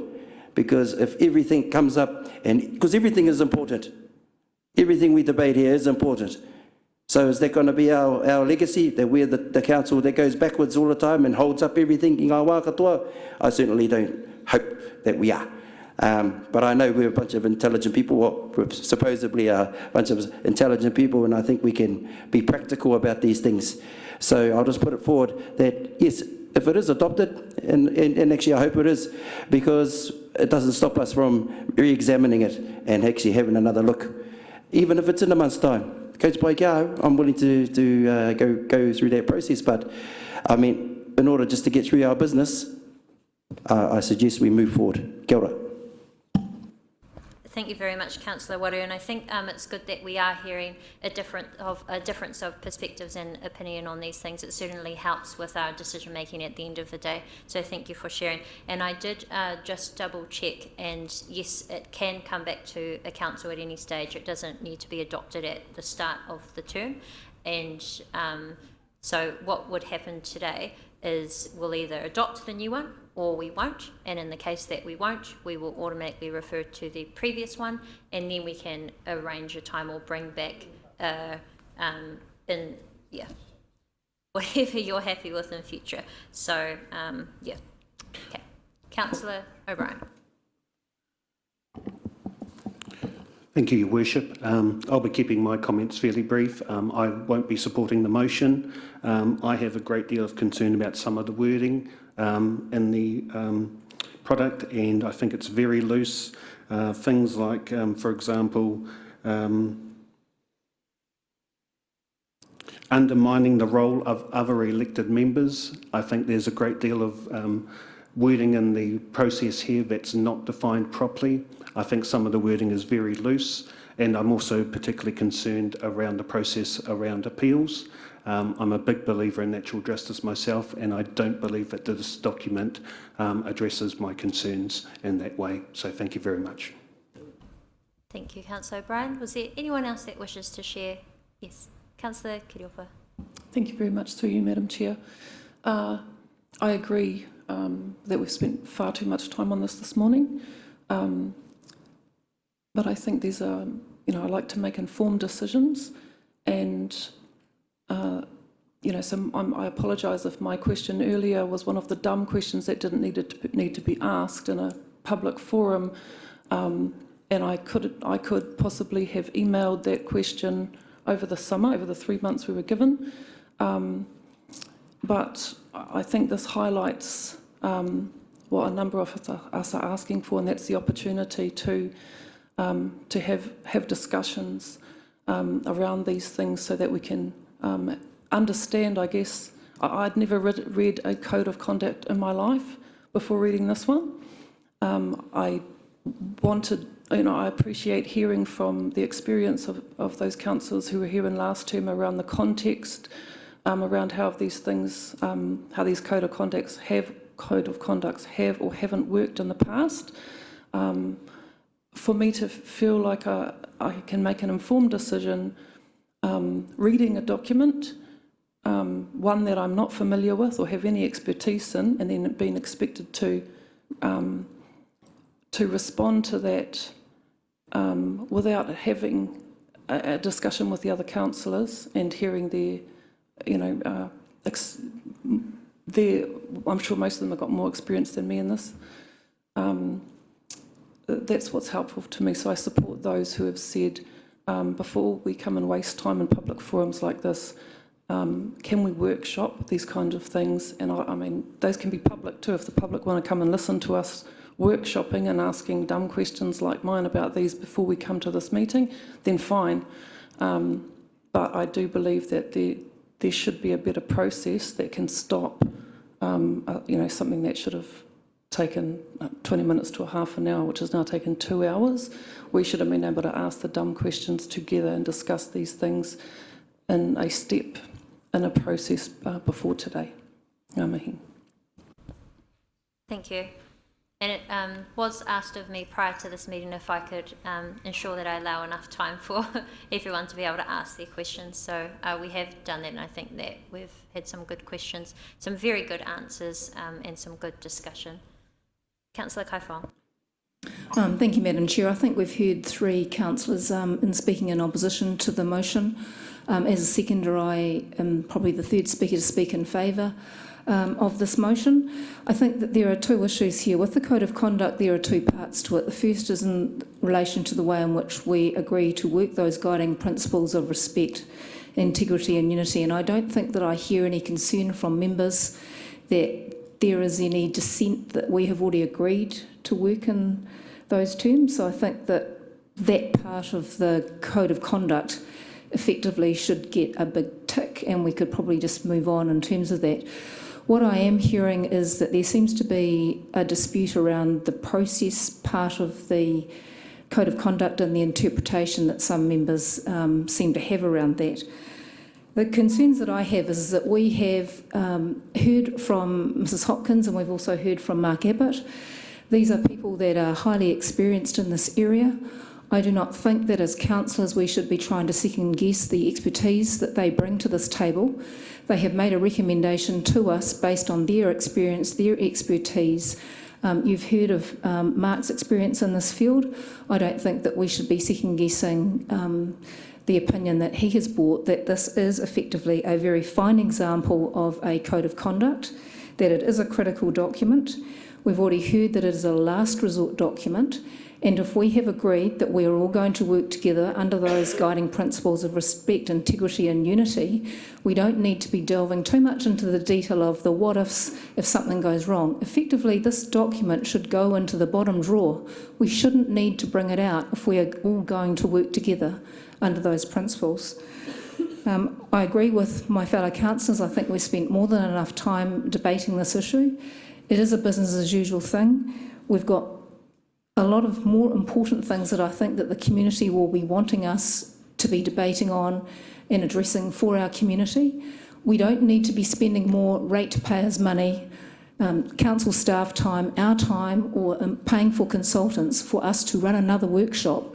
We should not be wordsmithing a document or trying to, excuse me, design a document by committee. That is not how we operate. So I would urge my fellow councillors, please don't make a mountain out of a molehill. We just need to show some leadership. We need to make a decision here and we need to move on. But I would urge councillors to adopt the Code of Conduct. You've heard that there is an opportunity for it to be reviewed in future, but I think that we just need to move on, and so I would urge everyone to support the Code of Conduct. Thank you. Thank you very much, Councillor Kaifong. Were there any other councillors? Councillor Barker. Thank you to everybody who prepared the report, and for Mark sitting in on this session and helping us to answer some of the questions that were put. It helped me to understand the way the process would work.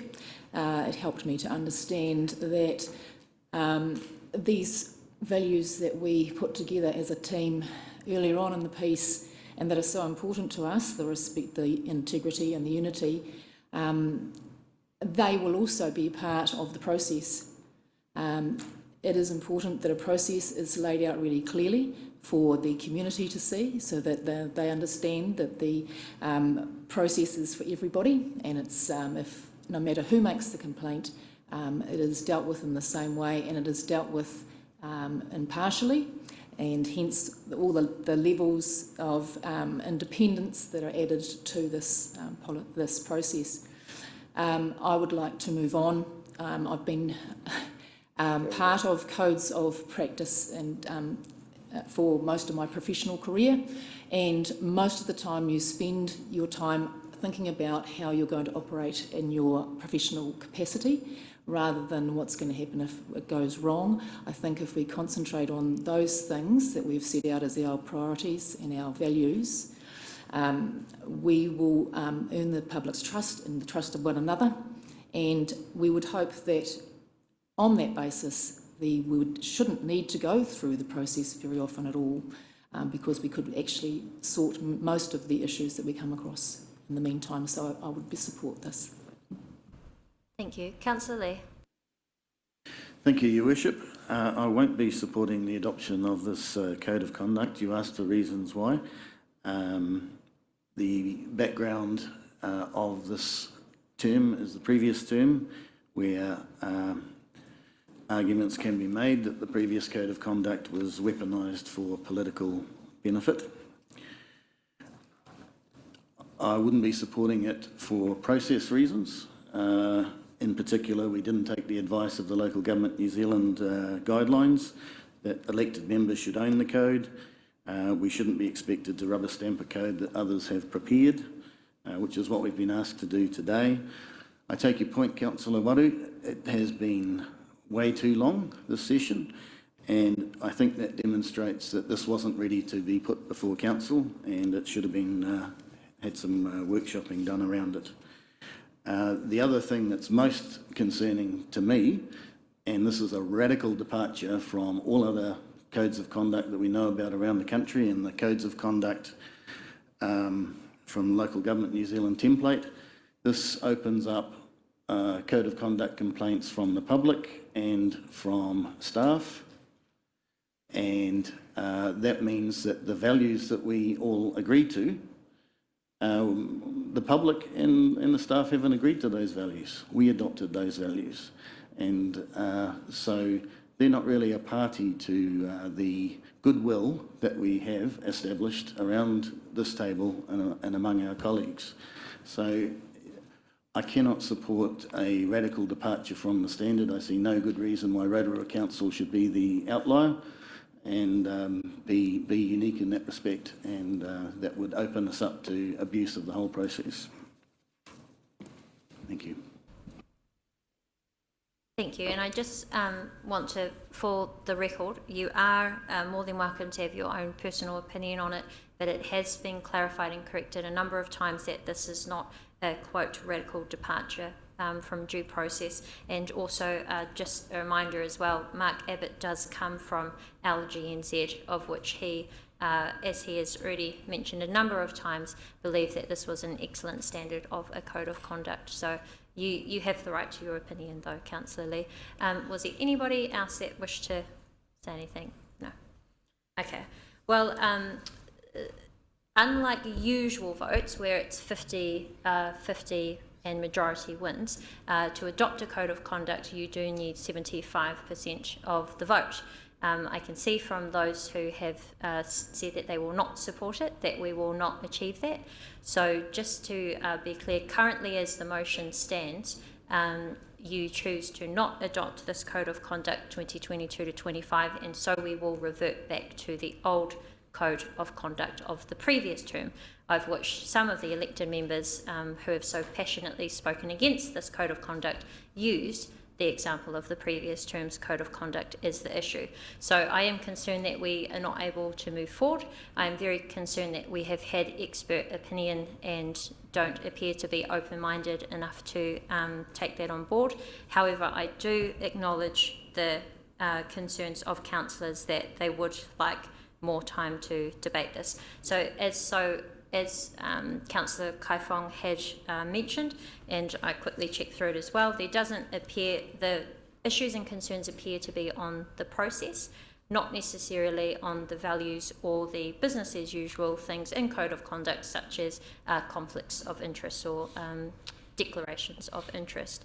So as a mover and a seconder, perhaps we could, and up to the council, if you wish, we could adopt part of the code of conduct and leave part of the process to be confirmed at a later date and brought back to the next council meeting. So that's an option that we do have available to us, or we will just simply revert straight back to the previous code of conduct. So that's the process and options that you have in front of you this morning. Just to make a few comments on this as well. I have reserved my right to comment on this until the end because I wanted to hear from all elected members first. But I do want to acknowledge that a code of conduct is a very simple business as usual process of council. As has been mentioned in the report before us, it provides guidance on the standards of behaviour and also helps to promote effective working relationships. So it is disappointing that we're not able to make a simple decision today, and I hope that we are able to in future be able to raise any concerns that we have as soon as possible, so that we can ensure that we are moving through our council business as quickly as possible, because as soon as we hit March, we will be having a meeting every single week, and I think we are setting a dangerous precedent that we are delaying decision making, which will not be giving our community the confidence that we're getting on with the business that matters to them as well. So that's my personal opinion on it. Perhaps I have put forward that option on the table if you wish to split this current code of conduct where you can maintain the values that you set, but we will come back with confirmation of the specific process, or, so that's an amendment is the correct term. If the seconder is happy with that, we can amend that, or we can just put this to the vote. If and when it is lost, we will then simply revert back to the previous code of conduct until some time which is any time, we can bring back whatever a new code of conduct is that elected members are happy with. So I hope that makes the decision making for you clear this morning. Madam Chair, as the seconder of the motion, I would support a recommendation, if you were to so move, an amendment to allow us to adopt the first part of the Code of Conduct. I think we've heard from Mark that we are now putting our own Rotorua stamp on those values, which have also included the te reo and those values that we've agreed to work together under.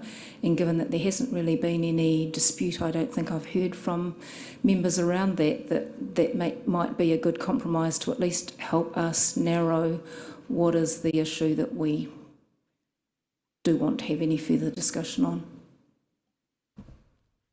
So, as a suggested amendment for elected members, we could change thank you, that Council resolves to adopt the Code of Conduct 2023 up to including page 15. So that covers, and I'm looking at the Code of Conduct in front of me, the introduction, the principles, and the governance role, relationships, and behaviours. All of the material after that point is material breaches, complaints, and review of changes to code, which seem to be the issue coming up. So,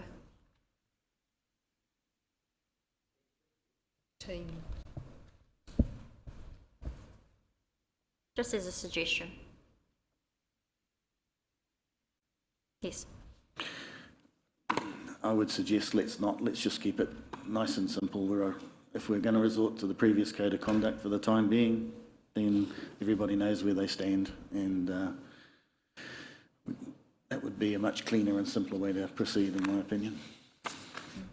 As has been mentioned by Councillor Kai Fong, in doing so, you are voting against our individualised values that we have come up with as a council. That does not seem to be the issue. You would also be voting against things that are very business as usual, which includes the representation role of us as governance. It also includes our relationships and behaviours, and confidentiality and conflicts of interest, not accepting gifts and hospitality, and register of interest or any disqualification from office. So those are the standard, the values are our own. The rest are what is usually required through the Local Government Act anyway. So regardless, those will come back. But thank you. Were there any other comments or any questions as well? Because we have had a slight change. Yes, Councillor Waru. No, just a question. So has that been put, the amendment? Yes. Sorry, we'll just get some governance advice. So yes, what you, through you, Madam Chair, so what you have up there is an amendment being proposed by the Mayor, and it has been seconded by Councillor Kai Fong. What has been signalled up there for your consideration is an approach to take. It has been a signalled intent, and I guess the Mayor is trying to seek further clarification from you as to whether this is a viable way forward. You can, if using a bit of a nod of the head or some feedback that this still appears to not be a way forward, the Chair, the Mayor, with the support of Councillor Kaifong, could withdraw this if so intended. So, put simply, it's a way forward where we don't lose the progress that we've already made. Yeah, but taking into account all of the concerns that were raised today. Yes, Councillor Waru. Is it still subject to the 75% threshold? Yes, it will be with the code of conduct, yes. And Thank you. if we put this to the vote and it still loses the vote on this, then we just simply revert back to the entirety of the previous one until we bring back a new one. I think it's a good move, a half step forward. So, hey, I suggest you just put it to the vote, Madam Chair. Councillor Maxwell. We're almost debating it all again in a way. Just a straight question. What harm is this going to do to hold it over for 2 or 3 weeks? And so that everybody is all on board together. At the moment, I think there's a little bit of confusion. It also proves to me that before a full council meeting, we should have had a thorough debate on this. I don't say that it should have been at a workshop or something, but something previous in front of the public as well. Not for the first time that the public are hearing it at a full council meeting today. So, look, it shouldn't be. To hold it over for about 2 or 3 weeks, and that's what we should do, and so we can thoroughly look at it and hopefully 100% support it. So it's okay, Councillor Maxwell, that's correct, and that's what is proposed in front of you currently.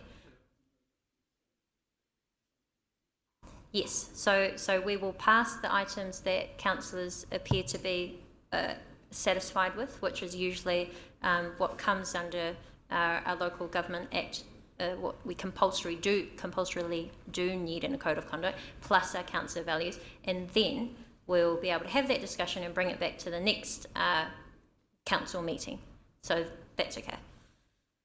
Any other comments before we put this to the vote? There do appear to be none. Look, thank you very much, councillors. I will always respect when people have a difference of opinion. We do want the best outcome for the community, but this is a suggested way forward where we can move forward slightly. So we've got the motion, amended motion in front of us that the council resolves to adopt the Code of Conduct 2022-25 up to including page 15. What we'll then do is we can have that more discussion with elected members, and we'll seek to bring it back to the next possible council meeting once councillors are happy with that. So that's been moved by myself, seconded by Councillor Kaifong. All those in favour, please say aye. Aye. Aye. Any against? Okay. So that is lost. So we will go back to square one. The new code of conduct will not be accepted, and we are now continuing to operate based on the previous code of conduct.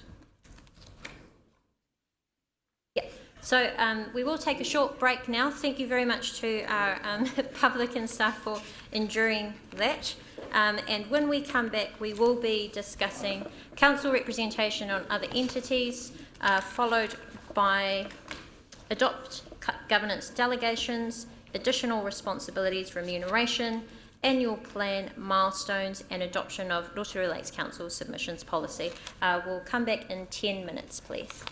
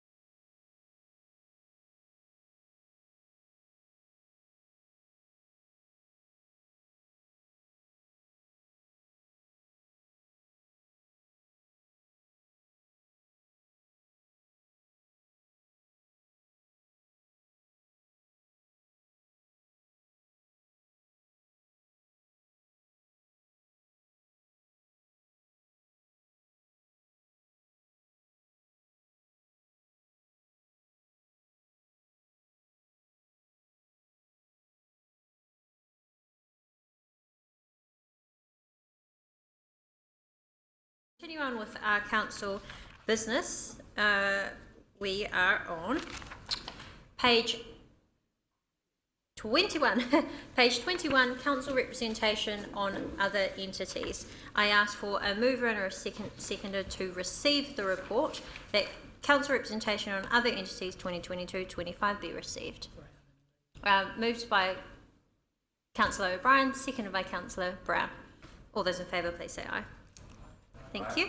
I'd like to invite DC Una Hopkins to overview this report. Thank you, Madam Mayor. Councillors, the paper in front of you titled Council Representation on Other Entities, you will recall this was on a previous agenda back in December. What this paper serves to do is to bring to you a list of other entities on which this council has representation on. It's kind of in two separate groups. There are the protocol meetings that are established between with the MOU that supports each of our iwi groups, and so each of those committee is established. So in essence, I guess they are a committee of council. The other group are a number of entities which are not council. They may be regional council, they may be community groups, they may be not-for-profit as examples, where they require as part of their membership to have council appointments as ex officio positions. So you have been provided with the lists. There has been consultation undertaken with yourselves through the Mayor and the Mayor's office, and I shall hand it over to you for any questions. Thank you very much, Una. We'll take questions and then put the motion and then go through to debate. Are there any questions?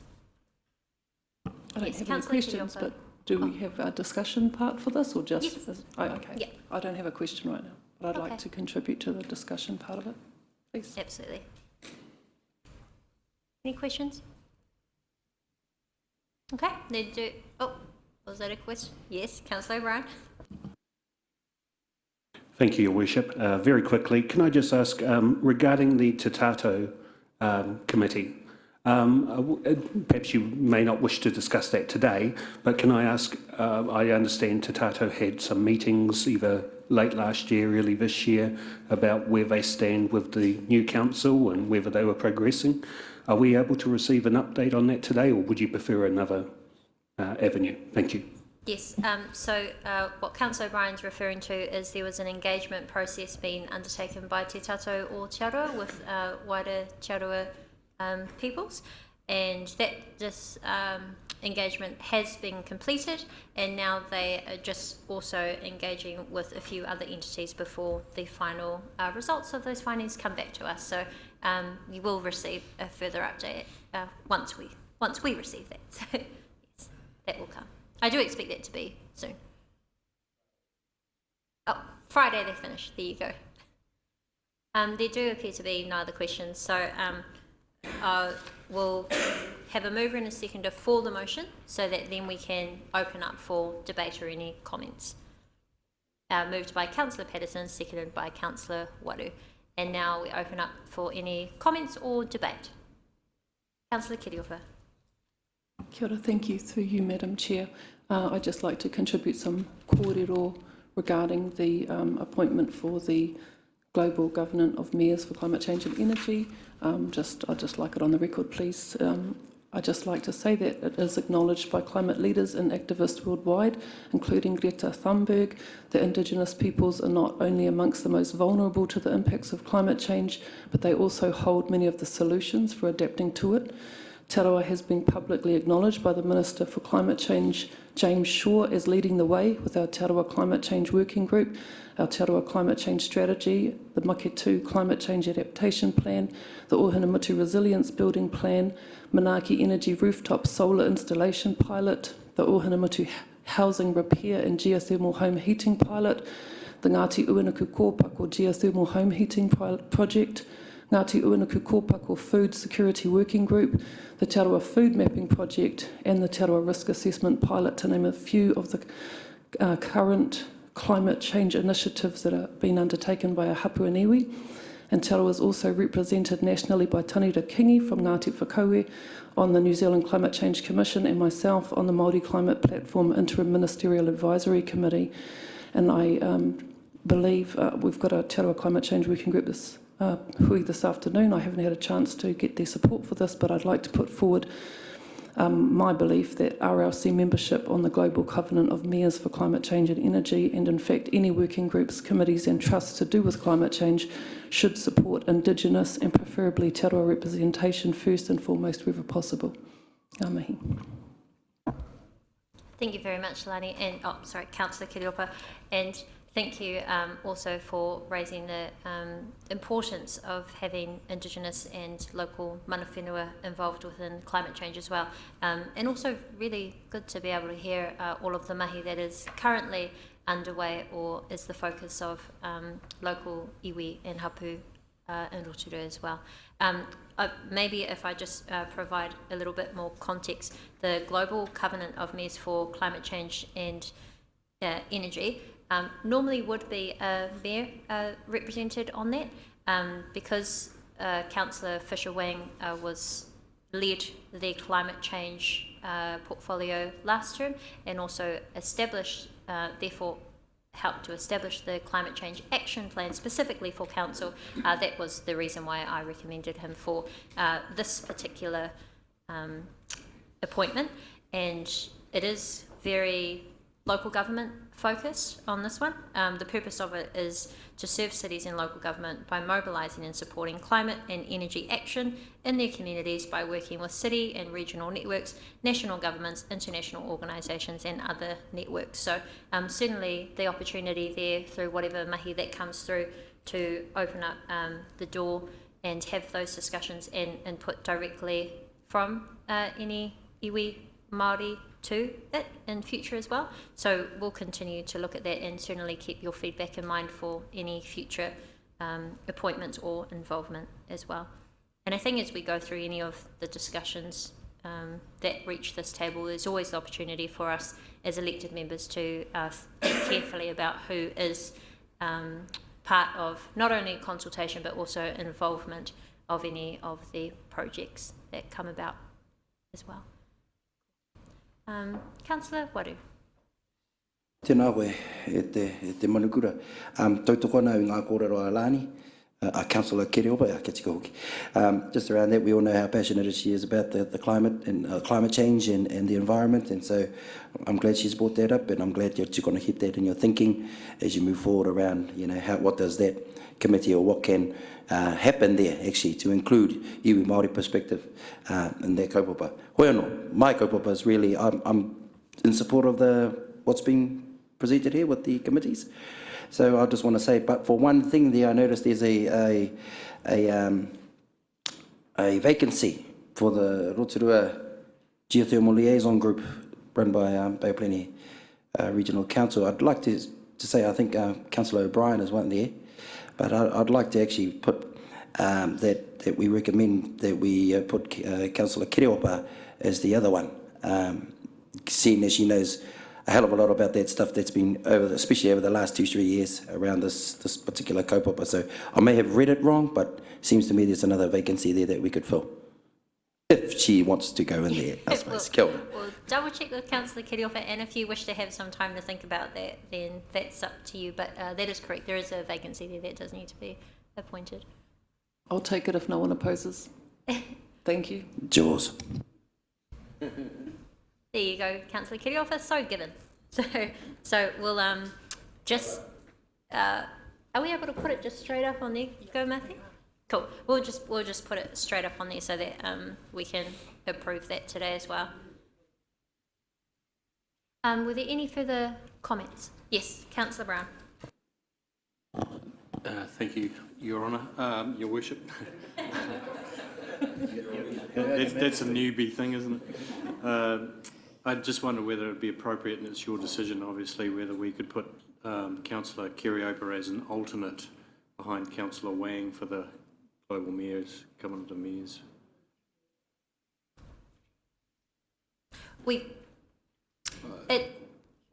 It does depend on the membership. It does say one elected member, but we can double check.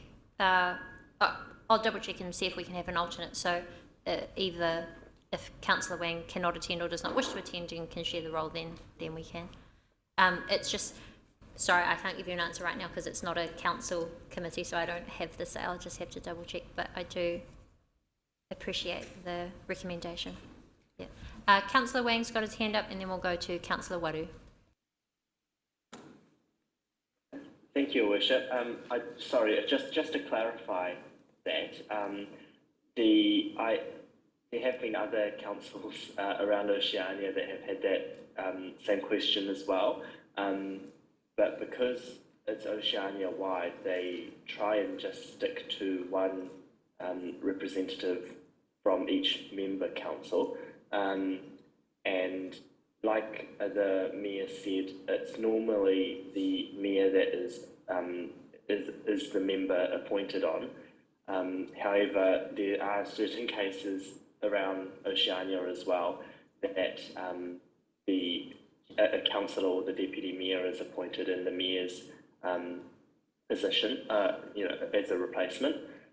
However, the focus currently or in the past with this committee has been really heavily focused in Australia. We're trying to get more involvement within New Zealand and increase the membership with councils within New Zealand, and so that involves a lot of work with LGNZ and trying to get LGNZ on board. And I absolutely agree with Councillor Kiriopa's points there, and we'll be you can have my word that we'll be pushing for all those points that you mentioned there with this organisation and also with LGNZ when we increase that New Zealand interaction with them.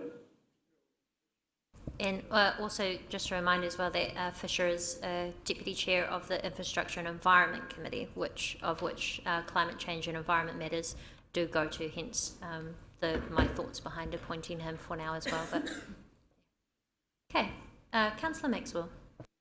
I was going to touch on some other areas, but just whilst the debate is still warm in that, thank you for showing your passion there, Councillor Kiriopa, and she is, anything that happens in Ohenamutu, if a ngāwhā blows up, she's the first one there.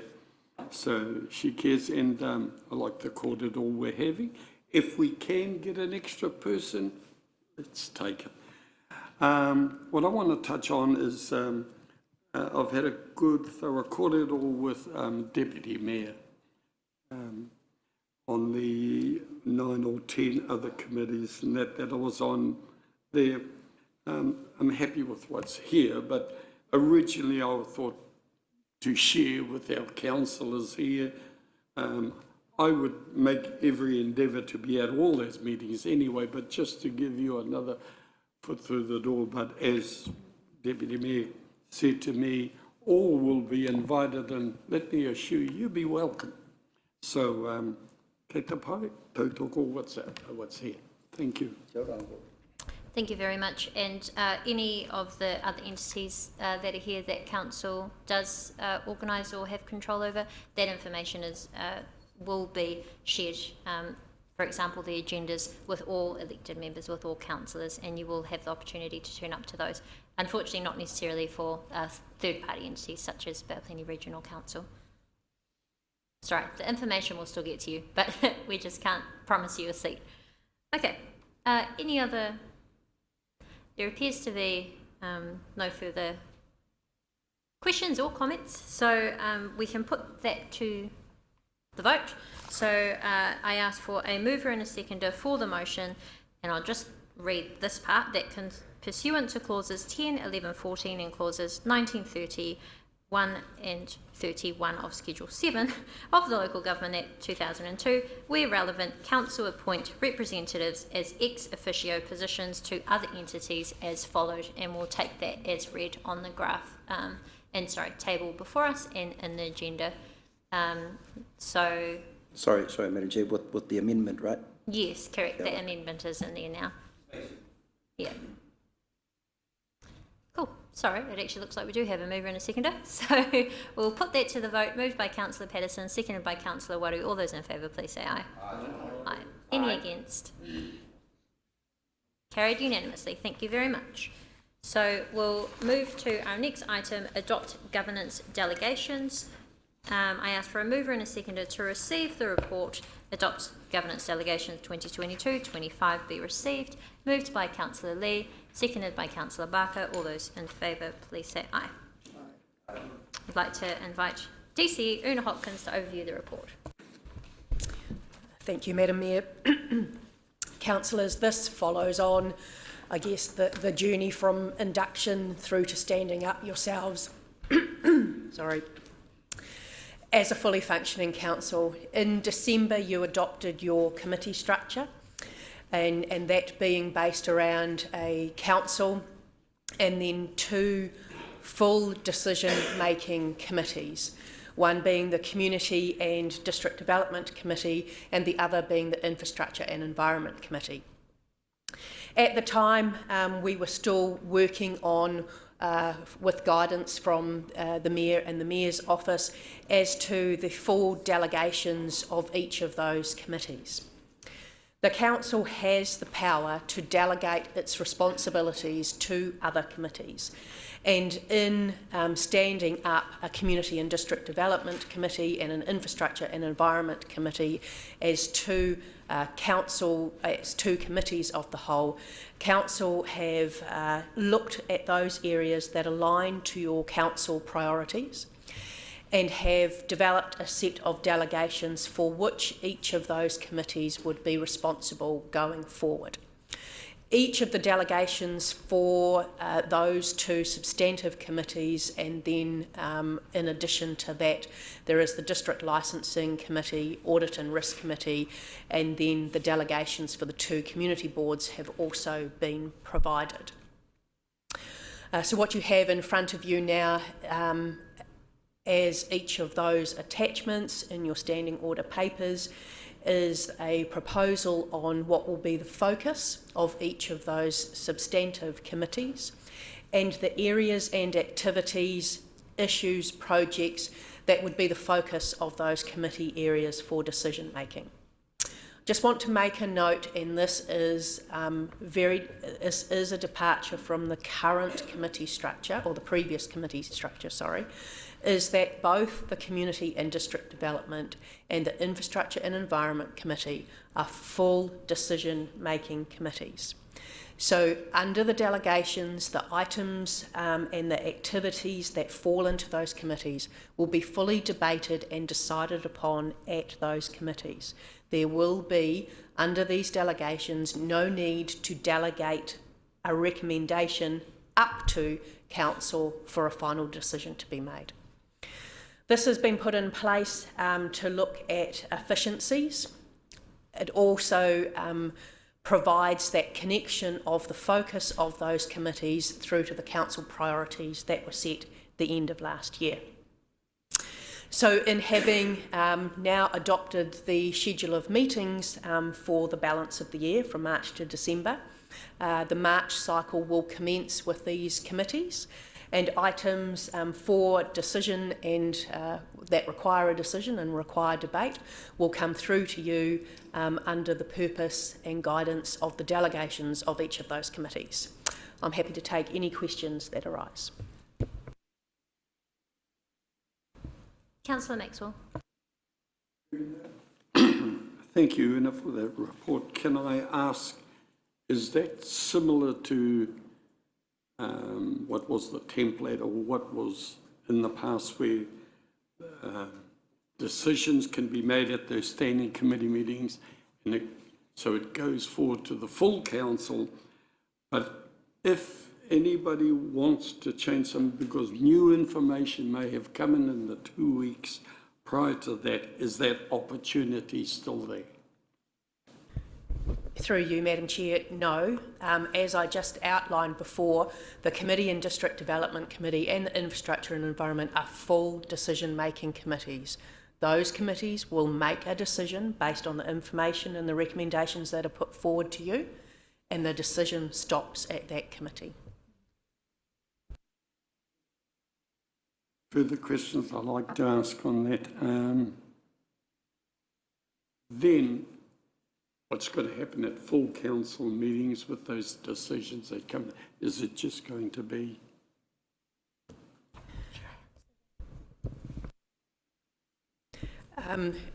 Councillor, through you, Madam Mayor, the council has a number of areas that it cannot delegate, and they are listed in the delegations. For example, the council cannot delegate to strike the rates, enact a bylaw, so things like that will go directly to council.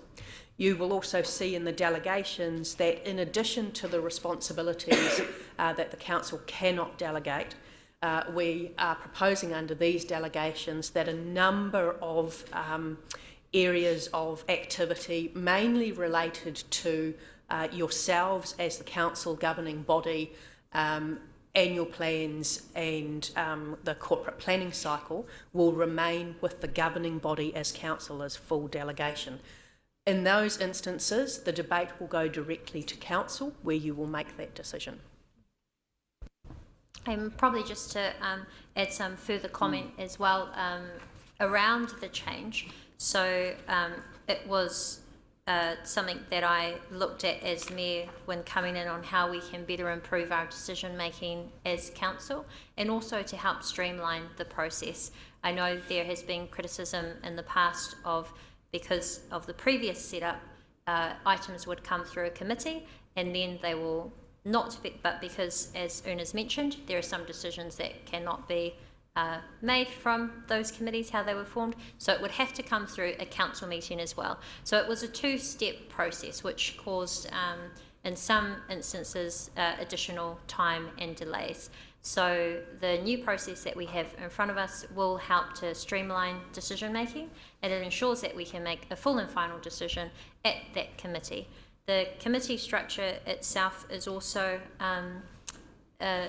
different, and as we've mentioned in a previous council meeting as well, that based on the new priorities that we adopted, we now have different committee structures which deal with specific issues or topics now. As mentioned in the delegations, the easiest way to think about it is the delegations are what we're able to make decisions on, of which, as Una's mentioned, the council has some very specific ones. So the change that we have in front of us, I believe, will be good for us to move forward and have better decision making. Just through you, Madam Chair, just a point of clarification, just to be sure, effectively this has tripled our capacity to make a decision as a council. Yes, that's correct, and I'm pleased that it now means that we'll be able to make decisions every week as opposed to once a month. Yes. Good spotting, Councillor Patterson. Councillor Waru. Kia ora, just for clarity, just going on what Una was talking about around the delegations, that some you just can't. Code of conduct being one, right? So anyway, so there's those few things there, so they can't be brought up in any of those committees, right? Okay, kia ora, just making sure. Kia ora. Yes, Councillor O'Brien. Thank you, Your Worship. Through you, thank you, Una. Could I just ask on page 35, I think it is, 36, regarding the Audit and Risk Committee, could I just ask you at the very bottom of the page there, it says external membership contracts are to be reviewed and assessed no later than 2 months after each election to allow for transition and continuity. And sorry, just from what we heard previously today, I didn't want to bring it up then. I thought we'd carried on far enough then, so I thought I'd bring it up now. Thank you. Thank you. Through you, Madam Mayor. So yes, you can continue on and roll over audit and risk chairs. At the end of last term, we had a vacancy, so we had a resignation in the Audit and Risk Committee. And there was also a decision made that given the current mayor was stepping aside, it was likely that membership and committees were going to be different. So unless a decision of the current council is made at the end of the term is made to keep the committee structure, the committees actually dissolve. So after the election, there was no such thing as any committees. You have gone through a process and stood up your own committees, which you then adopted at the end of December, and now we're going through and putting the membership in. So if you appoint, and when you appoint the chair of the Audit and Risk and the deputy, they will be in place presumably for a process of 3 years. Potentially there could be the right of review, and that clause there allows to go into and just check on the terms of appointment for those 2 external positions and undertake a review if needed, or look to bring in new appointments to that particular committee. Councillor Waru. Kia ora. Sorry, I forgot to mention it in my last kōrero, just around Te Arawa's engagement at the moment, scheduled to be, well, collected by the 10th of this month and then put down in front of council for consideration. Now, that could impact potentially what's on here. So I'm just flagging it with everyone that Te Arawa hasn't given its full 100% position yet on things moving forward with Te Tatau o Te Arawa, and just to keep that in mind when we're moving forward. Kia ora. Thank you, Councillor Waru. And as mentioned as well, once we receive that feedback, we'll then have that discussion as a council as well and see if there are any changes that you wish to implement. Councillor Maxwell. Thank you, Madam Mayor. Just so that I've got it right and correct, in that with the membership of our infrastructure and environment and in the community development as well, is there a change now? We are not going to include the rural members, the lakes and Te Tatau in those meetings? Yes, so there has been a change to that, and I have had the discussions with community board members, and as Councillor Waru has signalled, Te Tatau o Te Arawa will be bringing back the results of their engagement with Te Arawa for us to consider in their role in council in its entirety in future.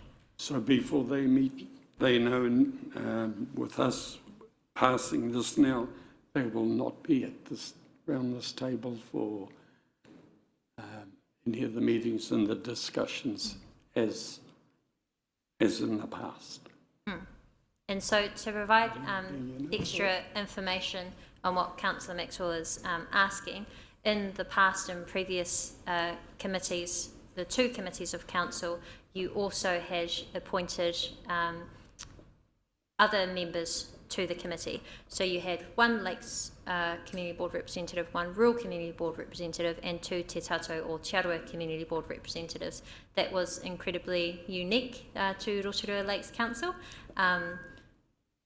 They technically were not able to, normally they're not able to make decisions because they have not been elected by the community of Rotorua to be council laws, which is also why we had to have the 2-step process in the past of, although they were given speaking and voting rights at the table, because they were not legally able to make the full and final decision, the decisions of committees then had to go to a full council meeting for final approval, or as you mentioned earlier, Councillor Maxwell, the stamp of approval.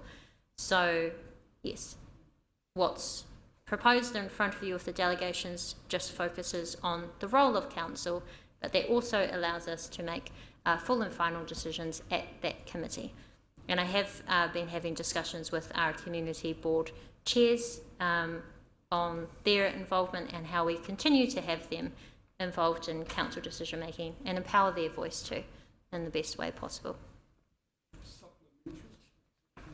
Yes, and then my understanding is that the lakes are there by legislation, and aren't they? They've been gone through the commission and everything, and they have elected members. So as Te Aroha had elected, but a different structure. But so discussions have been held with them, did you say? I have met with the Lakes Community Board Chair, and I was able to meet when I've requested a meeting with the Rural Community Board Chair on Friday as well. Okay. And yes, they have their delegations as outlined in here as well for their decision-making abilities of community boards. Just to clarify, the difference is they have their delegations for their community board, but having been appointed to a committee of council, they were given the ability to speak and to vote, but legally we're not able to be able to make the final decision, which is why I had to come to council. Sorry, I'm trying to make a very complex process sound easy to understand. Thank you. Okay. Councillor Waru. Oh no, it's just there to try and provide a bit more clarity to you around the position of Te Tatau o Te Aroha. We're doing our own process and our own engagement. When I say we, I mean Te Aroha. And after that, the findings and the position of Te Aroha will be very clear, and we will table that for the council to consider and think about. So that's where we're at the moment, and we will continue with that. Kia ora. Kia ora. Thank you. Councillor Kaifong. Thank you, Chair. I just for clarification for Councillor Maxwell, in the minutes of the council delegations or the committee structure that was adopted back in December, it does say that other appointments may be added following further consultation, and that was to allow the opportunity for Te Tatau o Te Aroha to complete their consultation and for that to then be reviewed by council at a further opportunity. Just in relation to the community boards, I think that also if we're looking at the council structure of where we are, we're at a governance level, and the community boards are also operating with devolved funding, which is also at a very operational level, and so we didn't need to confuse the two things, because we couldn't effectively have community board members who have no effective authority because they're not elected councillors to be making governance decisions. And this actually then streamlines the process, because they will have an opportunity to use their own funding as they see fit within their own community board meetings, and then they will have the opportunity to present to council at a deputation and have that opportunity to have that communication question and answer session with councillors directly at a council meeting. So the opportunity is not lost for that consultation to take place, but it's really around streamlining the processes and ensuring that when we're making decisions at council, and those that are voting are actually only those that are actually entitled to vote.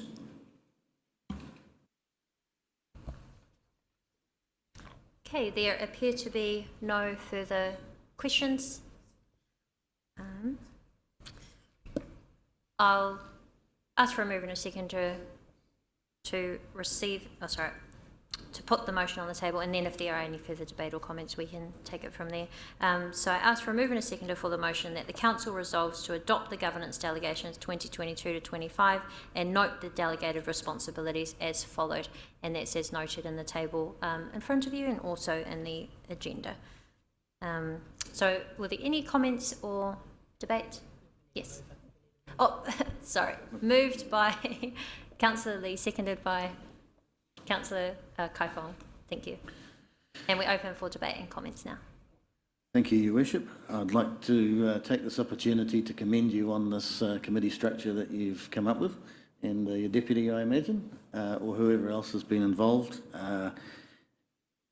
The old way we worked was kind of like this, and the new way is this. There's a simplified way of putting it. It's a streamlined committee structure, and good decisions come from good committee structures. So I'm very pleased with what's been put before us, and be looking forward to supporting it. Thank you, Councillor Lee. Any further comments? Councillor O'Brien. Thank you, Your Worship. On page 37, the first item under internal audit states, in conjunction with the Chief Executive, this is of course referring to the Standing Committee for the Risk and Audit Committee. It says, in conjunction with the Chief Executive, agree the scope of the annual internal audit work program. Can I ask, sorry, from a committee's point of view, I can understand obviously working with the Chief Executive, but agree, shouldn't it be more of a determining role? Thank you.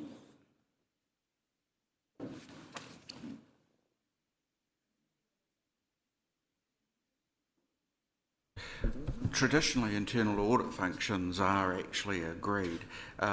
What the Chief Financial Officer has a responsibility to do is to actually look at all parts of the organisation, to run a risk register, and through that to identify areas where there is potential risk for the organisation. And so the internal work program is really much a collaborative venture to that end.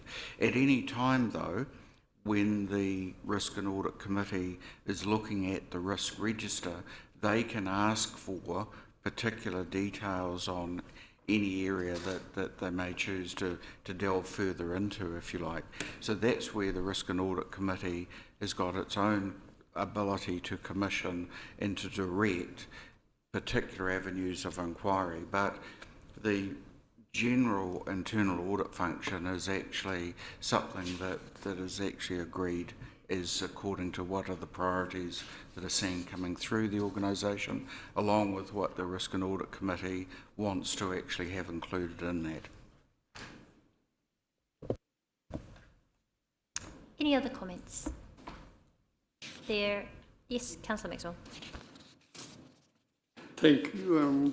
Having listened to the debate and the explanations, so Madam Mayor, I've got a couple of concerns here, and so I'll be opposing this motion because I do recall in 2013 when Te Arawa built the partnership with our council, and one of the conditions was that they be at the table with the council, and they were. Whilst I'm aware that they're going to have their meeting and will be known by Friday, and I don't know which way they'll go, but I'm concerned that they may not accept this, and so I want to step back from supporting this motion if that is going to exclude Te Arawa from that agreement, and even the rural and the lakes, they may have concerns too. So I just thought I'd express that. Thank you. Thank you. And yes, that was 10 years ago now, when well, actually, I believe it was 2014, but 10 years ago when the Te Tato Charua iwi partnership was created with council, and so it is only right, and I do support Te Tato Charua going out and engaging with the community on what they believe is the best way for them to represent the views of Te Arawa through our relationship and partnership with council. So we look forward to receiving that back. So there do appear to be, yes, sorry, Councillor Kirioka. I have obvious reservations because I haven't seen what this is a step back for. Firstly, I support that this makes decision making quicker. It's not two steps, not people redebating. I absolutely support that and can see how that is better. But obviously it impacts the community and Te Tato engagement in those conversations. The rural board thankfully have a rural ward councillor, so they've still got a voice directly in those conversations. And I hear what Councillor Kaifong has said around there's delegated funding, if that's not the right word, but there's funding that the community board and Te Tato have to have conversations and then provide advice. That still exists, that's always existed, but this is a step back from, in terms of direct engagement, and I'd just like to acknowledge that, and so I'd actually like to abstain from this vote because I wouldn't like to say I 100% support this when I haven't. There's no guarantee that Te Arawa, that this isn't a step back for Te Arawa, for Te Tato o Te Arawa. Thanks. I forgot to say through Madam Chair, I think. That's good. We'll all get used to it. Thank you, Councillor Kiriopa. So just a reminder as well, and for anyone who's watching who may be thinking, what does delegations mean, which is what we're approving. The delegations are essentially what are the decision-making abilities of these committees. So not necessarily focused on the committee structure, and that can be reviewed at an appropriate time. It just lays out really clearly what the council, what our committees, what all of our committees, and including what the Lakes and the Rural Community Board will be able to make decisions on, and the focus of those, what the focus of those meetings will be. So, yes, Councillor Patterson. Thank you, Madam Chair. I'm really excited with the opportunity for us to speed up the process, because there's a big mountain of issues that we've got facing Rotorua. 3 meetings a month will make a huge difference to us. One thing I just want to make sure we don't lose sight of is consulting with the people that we're making the decisions based upon. Speeding things up, we need to be careful that we don't leave people behind. So that's just a comment from me. Yes, and I can understand your thoughts on that as well, Councillor Patterson. And also just reassure everyone that as items and reports come to whatever committee or council meeting, if there is the requirement for consultation, that's then our opportunity to approve the consultation process, which also will ensure who, when and in what methods we will be ensuring that we're getting quality engagement with the community. Thank you. Were there any other comments, Councillor O'Brien? And if there's anyone else, let me know, or we'll wrap this up. Thank you, Your Worship. Very quickly, I will be supporting the motion. However, I do want to say I am concerned, hence my question before, about the status of the Te Arawa, I'll say partnership, assuming all goes well on Friday. And from what I've heard from our councillors from the Māori ward, I am concerned.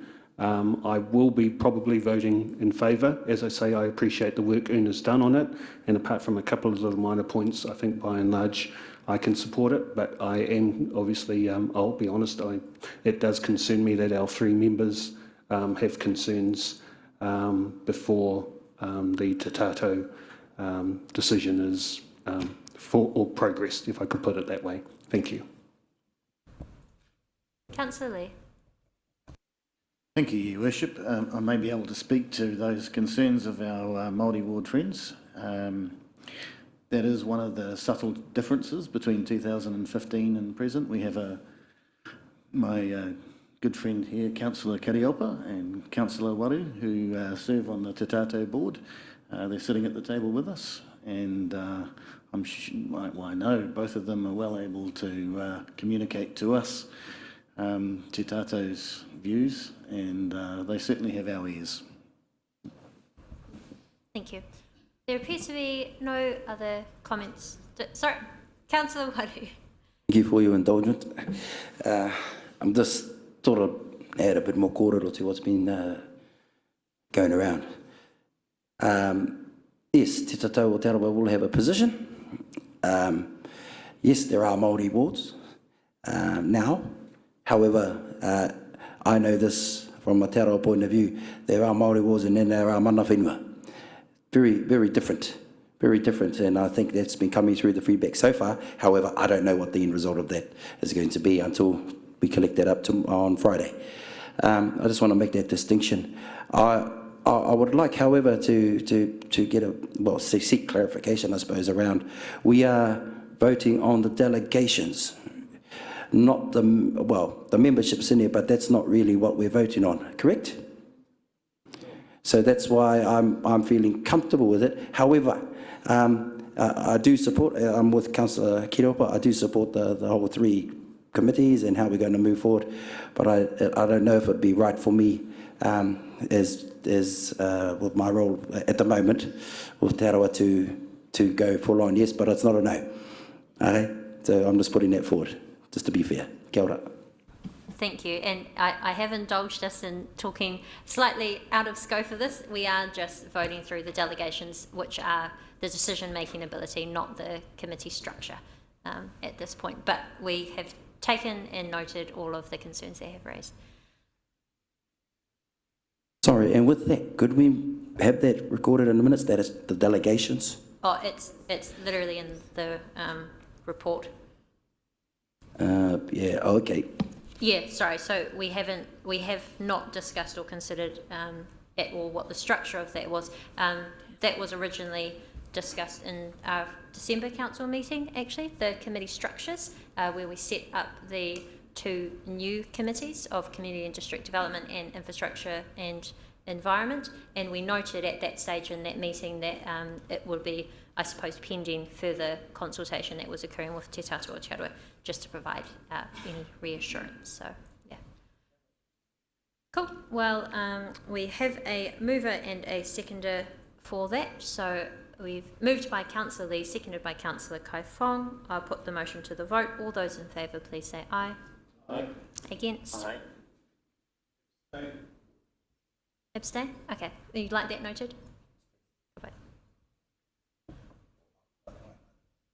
Yeah.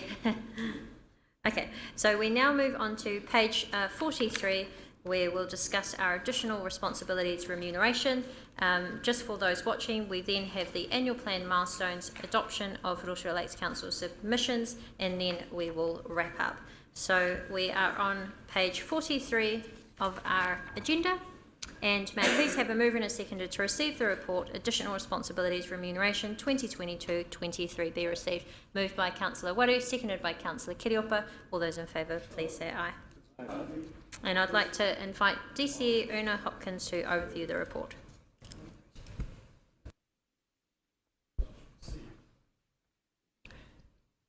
Thank you, Madam Mayor. Continue. Yep, so I've invited DCE Una Hopkins to overview the report, then we'll have questions, then we'll put the motion, and then we'll have comments and debates. Yes, it is. Through you, Madam Mayor. Councillors, I guess this is at a point where we're starting to, after having layered a number of items in front of you today around the role of council and your governance role, your way that you're going to work with one another in the roles of a councillor and the expectations that that will be upheld. Then you've also now just gone through and looked at the committee structure in which you will have in place that makes the decisions for you and on behalf of the community, and what each of those committees will be responsible for. The culmination of all of that comes together in a set of roles and responsibilities. And as such, like any position where you are in paid employment, roles and responsibilities are associated with a remuneration. It's a little bit different in a council operations in that the remuneration is set by an independent entity, that is the Remuneration Authority. So they set what is called a remuneration pool, and within that they provide what they call is a minimum base rate for a councillor. I refer you to page 44 of your order papers, in that the authority sets a remuneration pool and what that is based on. The basis of that is the size of the governance roles of each council, the average time required by an elected member on a council of a particular size, and a general comparison with parliamentary salaries. The actual number of councillors is not a consideration in the determination of the pool. There are a couple of stipulations with the pool. One is that the pool must be fully allocated. So the pool that has been set for, and will take effect of following this decision, is that the allocated pool for the 2022-23 year is $858,787. And just remind you again that under the determination of the authority, that pool must be fully allocated. The pool covers councillors only. So the mayor's salary and community board's salary are in addition to that and are also via the determination of the remuneration authority. So just for clarification again, the pool of $858,787 is what is set aside for councillors' remuneration. The council then, based on roles and responsibilities and commitments and other responsibilities that you have set up, within that will determine a distribution and allocation for effectively the base salary and then the additional salary components for each member. In taking all of that in regard, you will see that there is an attachment in the order papers that sets out the roles and responsibilities of a councillor. Then in terms of those councillors that have been appointed as deputy co-chairs, you will see the expectation there is that they will perform all of the roles and responsibilities of the base councillor and in addition have a number of additional responsibilities and expectations as set out. And then again, you will see that for the deputy mayor, the same set of roles and responsibilities and additional roles and responsibilities expected of the deputy mayor are outlined for you. And this has become the basis for determining the allocation of salaries across the council. So with that in mind, the base remuneration has been proposed for this financial year to be set at $65,000. In addition to this, there are the 4 deputy co-chairs, which will in addition each receive an additional $32,500, making the total remuneration for those 4 positions to be in the order of $97,500. In regard of the additional roles and responsibilities of the deputy mayor, that base salary is being proposed at $143,787.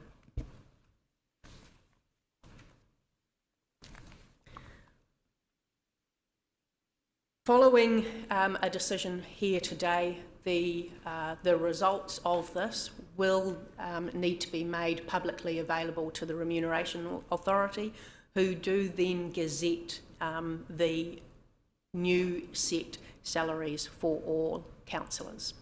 I just want to clarify a couple of other points. The remuneration sets the pool.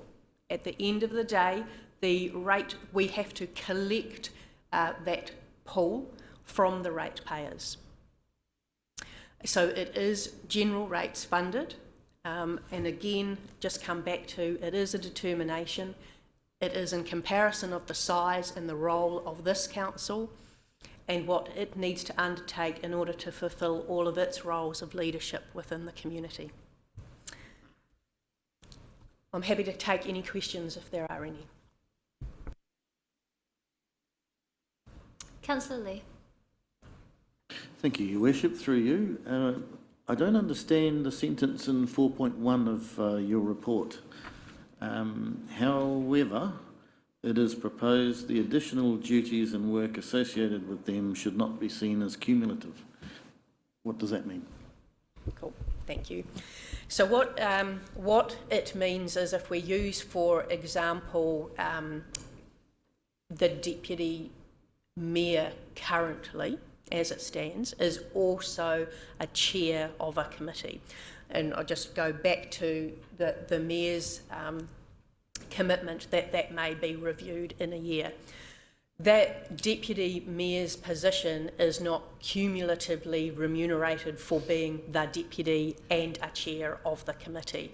The position of deputy mayor is remunerated for the higher responsibility of all of the roles and responsibilities and commitments and support to the mayor, and also remembering that in the absence of the mayor being able to fulfil the duties, the deputy mayor steps in and assumes those roles. And that is also the same with myself as mayor as well. Yep. So we don't get paid any Correct. extra for chairing. Yep. Yep. Which actually helped with us being able to spread even more across all of the councillors. So, any question? Yeah, Councillor Kiriopa. Just in relation to what you've just said, out of interest, I see that the above base salary for those who are the deputy co-chairs has been set at an amount. So then that sort of says that once they become chairs in a year's time, as you've indicated, that amount won't change? Yes, that's correct. And I think that to further provide some information on that, it helps when an amount is set and then does not change. Because if the amount was to increase, that would mean because we have a set pool, it would decrease other or remaining councillors' salary as well, which is something that mayors always have to consider very carefully if there are any changes to leadership roles or additional responsibilities.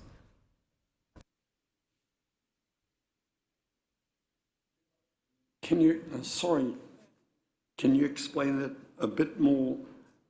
So, yeah, indications were given that there'll be changes and deputy chairs possibly move up to chair those committees. So there's not going to be any alteration because I thought that can happen. So did I hear you right, Una? What we're doing now is chiseling it in stone for the next 3 years? No, so the pool is set, and That's right. Yep, for the 2022-23 year. The Remuneration Authority set a pool every year, and so that can coincide with any amendments or changes you decide as a council to make to your roles and responsibilities. That could have an influence on how the total pool is distributed. But in setting a commitment here, what this paper is signalling is that the base salary would not change. Yeah, okay. Yeah. So I got that part right. Base salary stays the same, but we were told that the co-chairs and that could be moved up in a year or so. So what I'm trying to get clear is, so they should be upgraded to the salary of a chair of those two committees. Wouldn't that be right? Sorry, as I've already explained, Councillor Maxwell, Yeah, part of the consideration that I've put into the remuneration, as well as when I appointed the additional roles and responsibilities of chairs and co-chairs, was the fact that any changes to remuneration or any increases, I'll take that back one step. Myself and the Deputy Mayor who chair do not get paid any additional. So when we vacate the seat, as mentioned, the current structure of chairs and deputies will be reviewed within 1 year. It is my intention that as soon as the deputy co-chairs are able to, we can make that transition earlier, and I would like to do so if possible. Because we aren't paid any extra when we vacate, that doesn't require any change for the deputy co-chairs. The way the remuneration is structured and why I've recommended that stays equal for both of the deputy co-chairs is because if they increase, then that money has to come from somewhere because it's only a set pool. So I would not like to increase them any further if that means it would reduce the remuneration of other councillors. And we have seen in other councils where that was adverse impact that wasn't anticipated. When a new committee was set up, as an example, or a new chair was appointed, and because the pool is set, we aren't allowed to take any less, we aren't allowed to take any more. There was only so much money, and that had to reduce for other people who really did not appreciate it at the time. So I hope that provides further understanding for you. If you don't mind further explanation now, so The deputy mayor 78,787 is just the deputy mayor's salary, is it? Not chairs included or anything. This, for me, doesn't seem fair that, like for the mayor, 159,000 and deputy mayor 143,000. Doesn't seem to be much of a difference from there. Not fair. Well, I think that many others would see just how hard our Deputy Mayor works. She provides a crucial role for me as Mayor to advise and, if ever needed, to step into my place as well as Acting Mayor. We do have as an attachment to here the councillor roles and responsibilities, which detail in quite a lot of detail exactly what the roles are of a councillor, and then additional roles of a deputy co-chair and the roles of the deputy mayor. The deputy mayor additional roles to what councillors have is almost 1.5 pages long. So it's over 1 page of additional responsibilities that a deputy mayor undertakes. And fortunately for us in Rotorua, we have a deputy mayor that is capable and passionate about doing all that she can to deliver for the community too. So I'm very comfortable of where it's sitting at the moment. Yes, Councillor Waru. Oh no, just a comment. Ki te tautoko I ngā kōrata rangatira, Councillor Maxwell. I don't think it was a criticism of the mahi that Sandra or the Deputy Mayor is doing. It was more trying to make sense of the numbers. So koe nano tāku, kia ora. Were there any further comments? Councillor Brown. Thank you, Your Worship. Through you to Una. Can I ask Una, the number that the Remuneration Authority comes up with, the pool, do we send them any information before that, any reports, or do they just come up with, say, the previous figure plus inflation divided by population, etc., whatever the formula? Through you, Madam Chair. In the paper, I refer you back to the Remuneration Authority having undertaken a significant piece of engagement back in 2018.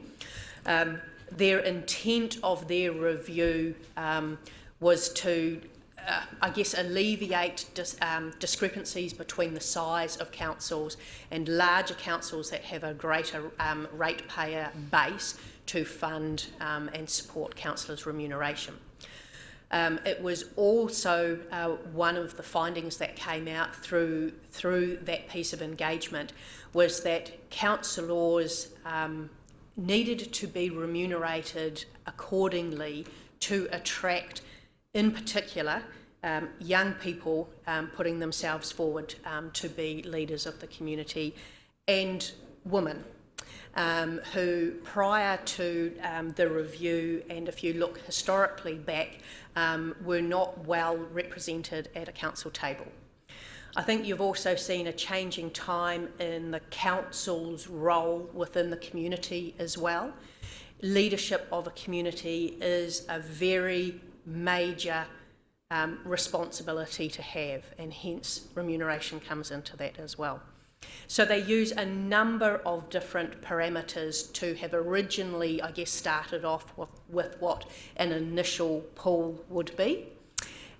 When they then issue their determination subsequently for each financial year, they are taking into account things like inflation and changes that are happening, I guess, around the economy and everything like that.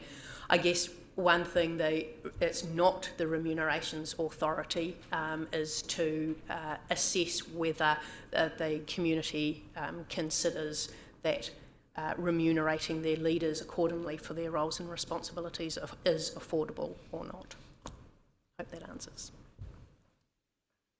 Thank you, Una. Yes, thank you for your answer. I suppose what my concern is that on page 46, where it says Council under the Local Government Act have authority to make recommendations to the Remuneration Authority.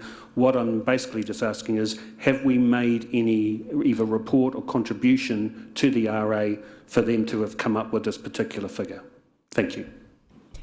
Yes, this council was involved in entire process along with every council when the review was undertaken.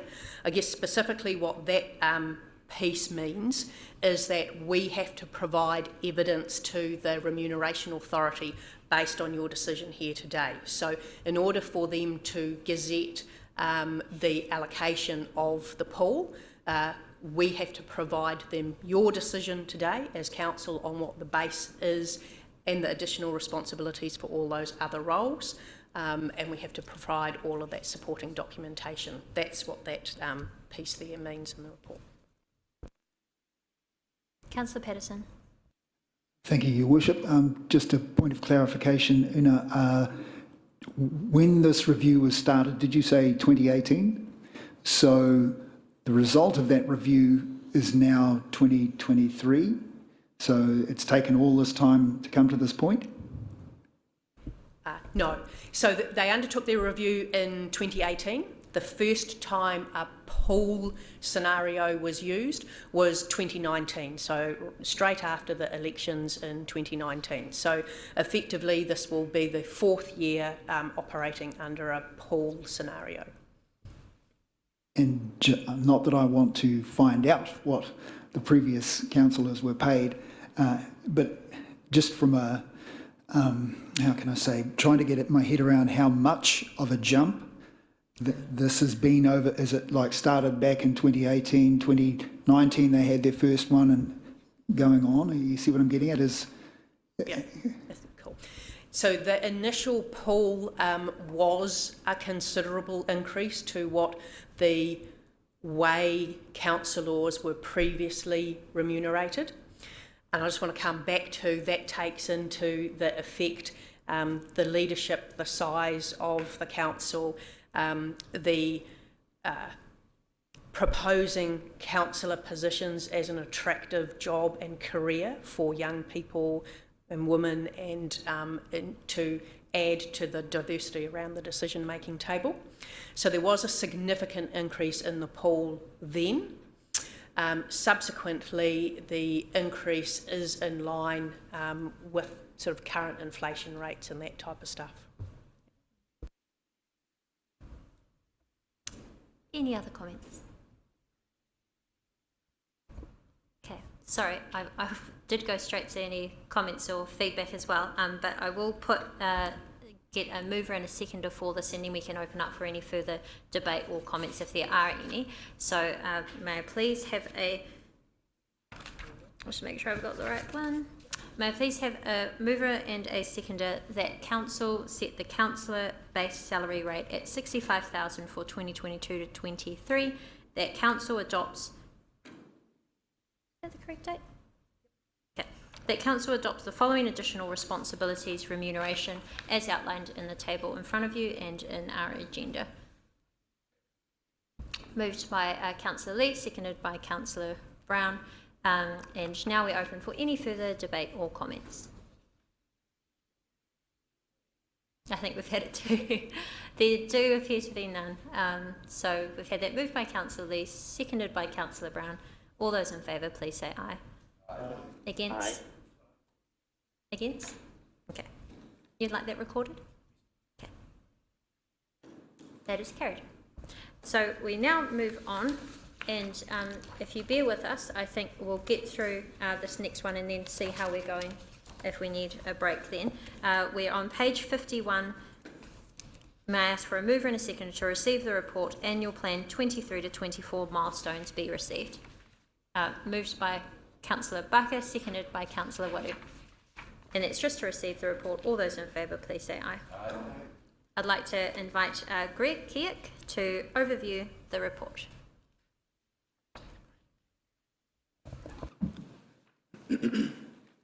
Thank you. Thank you, Your Worship. Good afternoon. Today I put a report in front of you just outlining the milestones for the annual plan process that is coming up.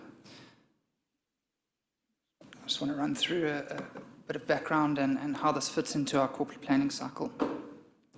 So the annual plan is a legislative document that is required to be completed by the 30th of June every year. Section 95 of the Local Government Act outlines what is required within that annual plan.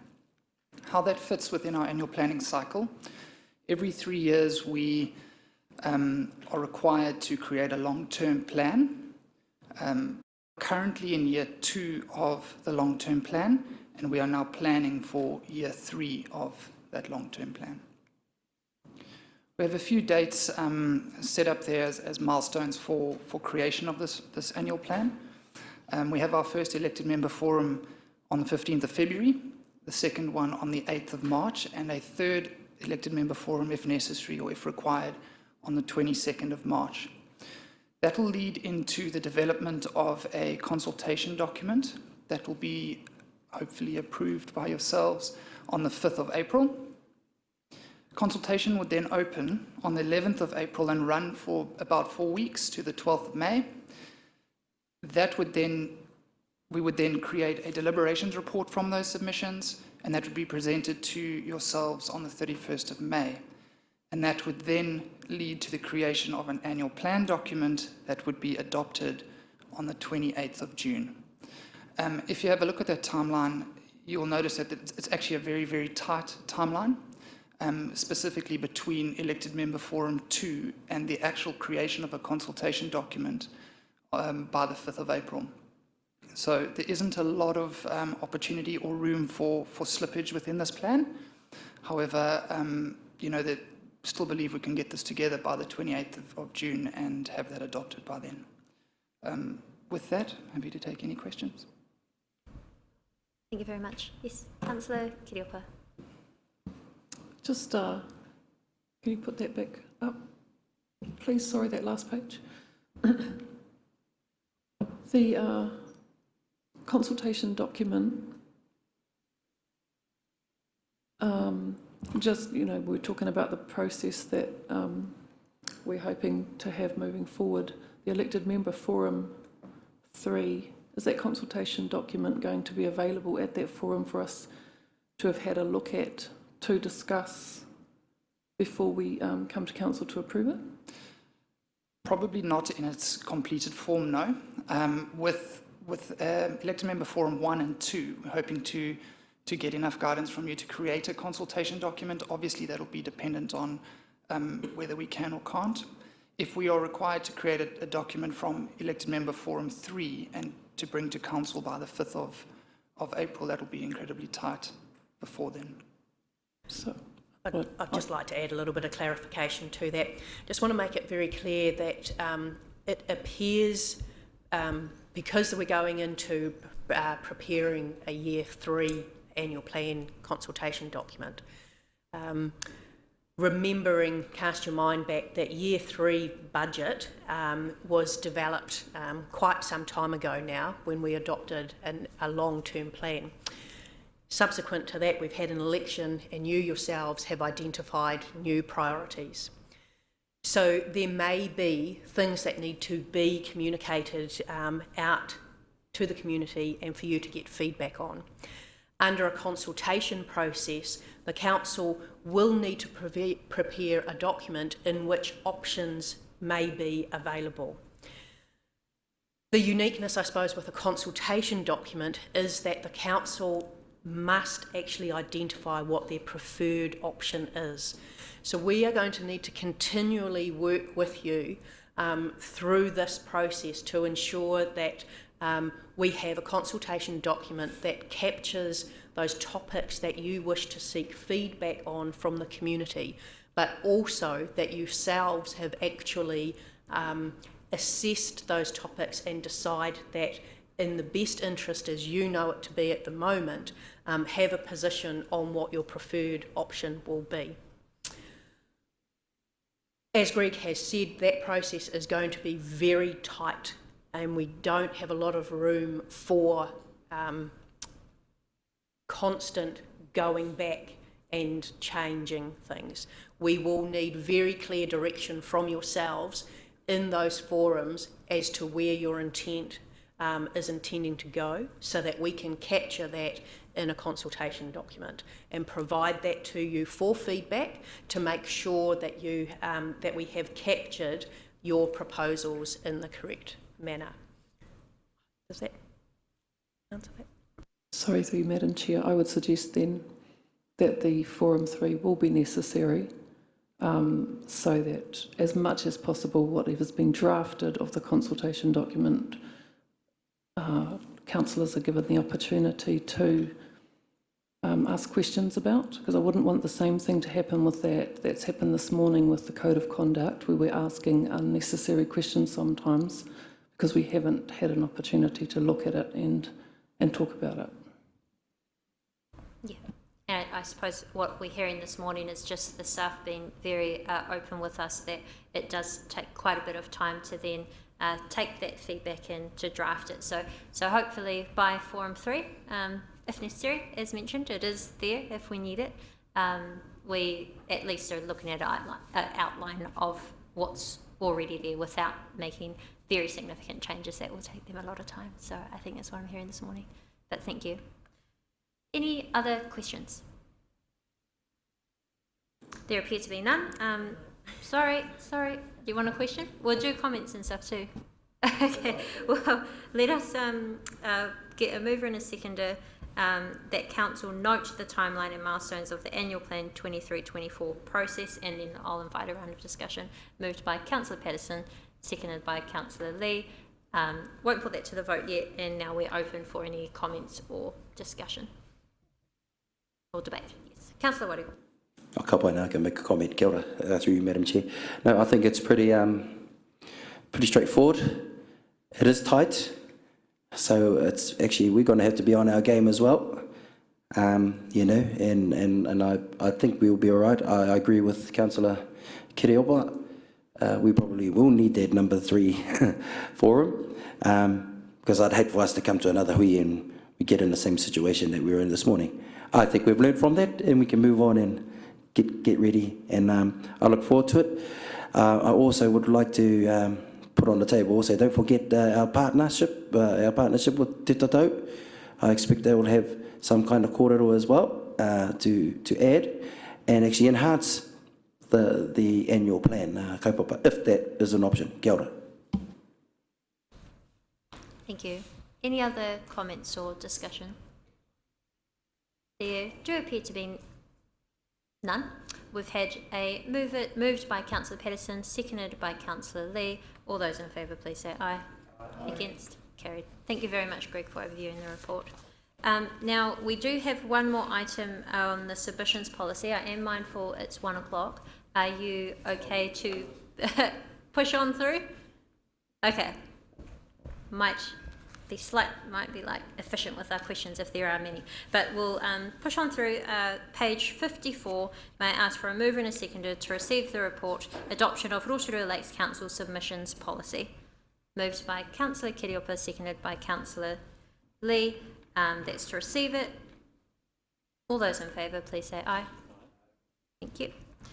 And we invite back Greg to overview the report and speak to a PowerPoint presentation. Thank you, Your Worship. I don't have a PowerPoint presentation for you today, so I'll just overview the report and speak a little bit about the draft submissions policy that is in front of you. It really is created to set out council's terms of engagement. A number of councils in New Zealand have such a policy. This policy puts in checks and balances to ensure that the community are not subjected to inappropriate submissions. Over the past few years, there has been an increase in inappropriate submissions received on council proposals. Submissions are a public record and are posted on council's website. Through the public access to these submissions, council cannot be perceived to promulgate certain types of submissions or views. We will work with submitters who provide submissions that breach this policy to change the language used. If the submitter does not wish to change their submission, the submission will be redacted from council's website, but will form part of the complete submissions that come to you as elected members.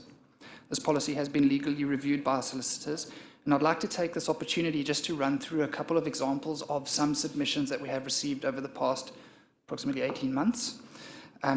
The first submission example that we've received has been taken from the representation review. Litter. The rubbish bin at High Street is sometimes overflowing with rubbish piled up next to it. Council's solution to remove the bin. How is that a solution? Empty it more often. In this scenario, or in this submission, the process would be that we would contact the submitter, who and request on their behalf that we advise the officials who deal with these matters and pass this complaint on to that relevant department. We would then request or ask the submitter whether we can redact the submission from the submissions. If not, it would form part of the complete submission pack. Another couple of examples contain some offensive language, and I will just bleep out some of those words and hopefully give you a gist of what they are. I've also taken out some of the context of these so that they're not really pinged against anyone. Ifwit people's behaviour are drug dealing, underage drinking with adults who don't give an F. 'Cause you are council a-holes like that, council Ifwits. And you, Rotorua Council Ifwits, think they are going to change for you, well, they won't. I think these are just a couple of examples of the types of submissions that we can get. In these examples, we would go back to the submitter and request for them to change the language that they are using in those. If they agree to change that language, they would then form part of the submission pack that would be loaded onto our website. If not, they would form part of the pack that you will see, so you would still see that unredacted information, but we would have a responsibility to not put that kind of language up on our website. So with that, I'm happy to take any questions. Thank you, Greg. Yes.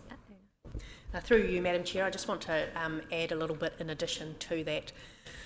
I think in terms of us bringing forward a draft policy for you around submissions policy, it's come about by witnessing, as Greg had said, quite an increase in the volume of potential hate speech that does come through.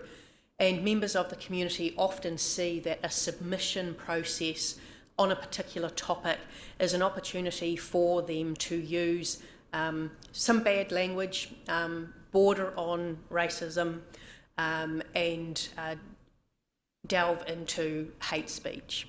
What this policy is doing is it is not putting a lid on freedom of speech.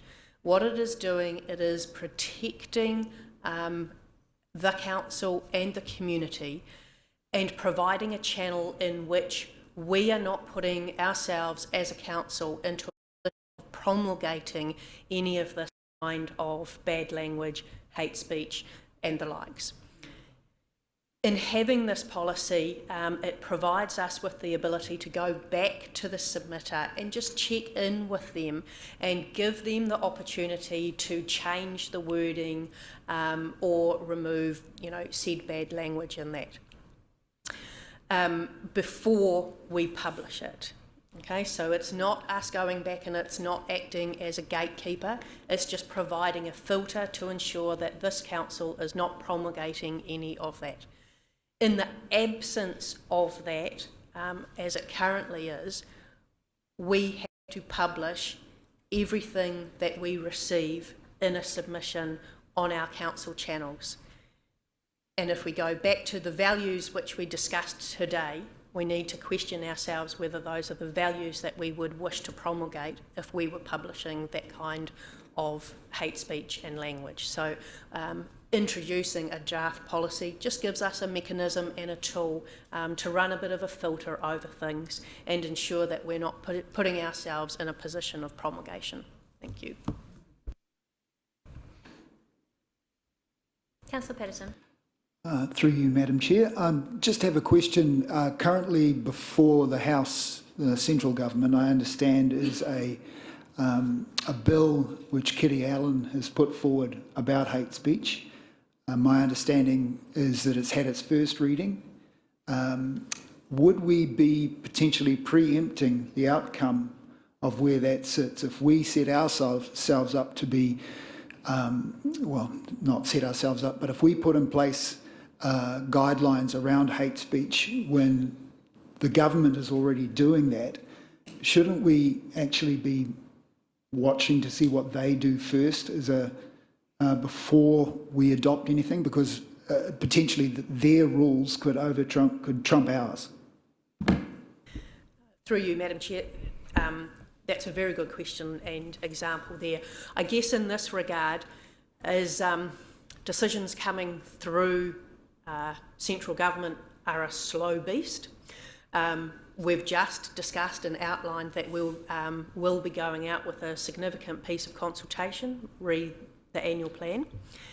In the absence of anything from central government around hate speech, we would have a policy in place to protect ourselves there.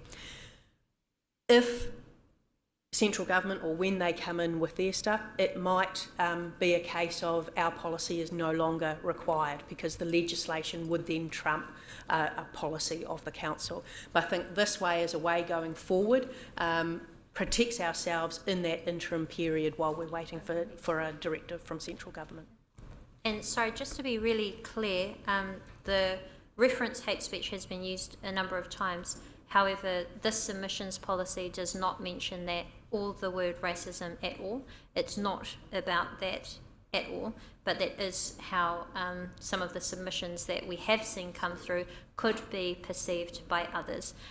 What the submissions policy is very clearly is actually providing guidelines and process for any individual organisation that does wish to make a submission.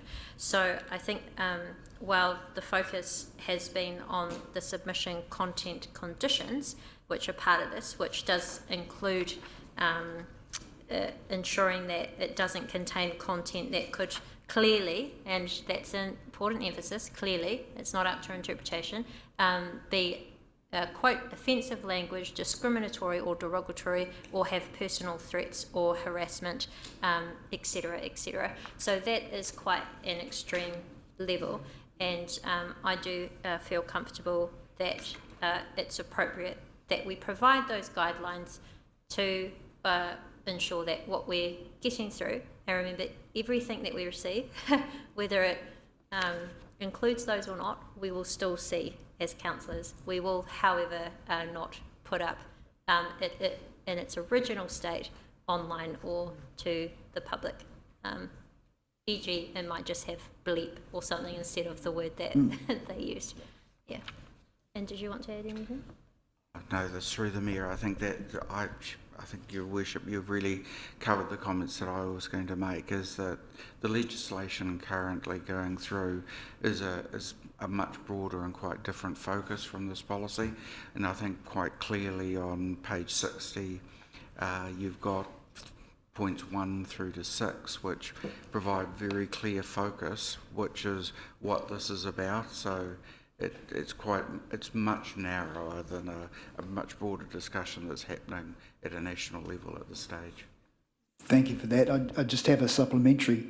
You mentioned those points 1 through to 6. So point 1 is one that really I'd like to have more clarification on, because frivolous or vexatious, that is a personal opinion. So I think that needs to be seriously looked at.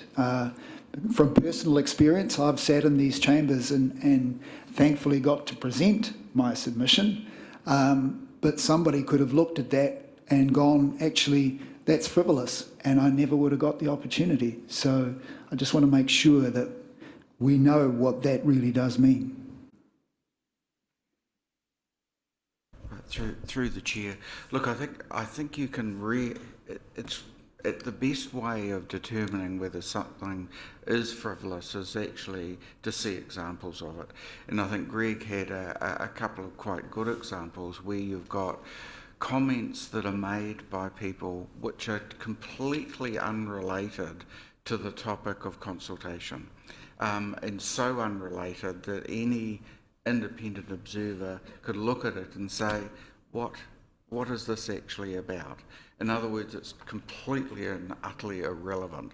If there was any mild type of connection, it would be included automatically in the pack.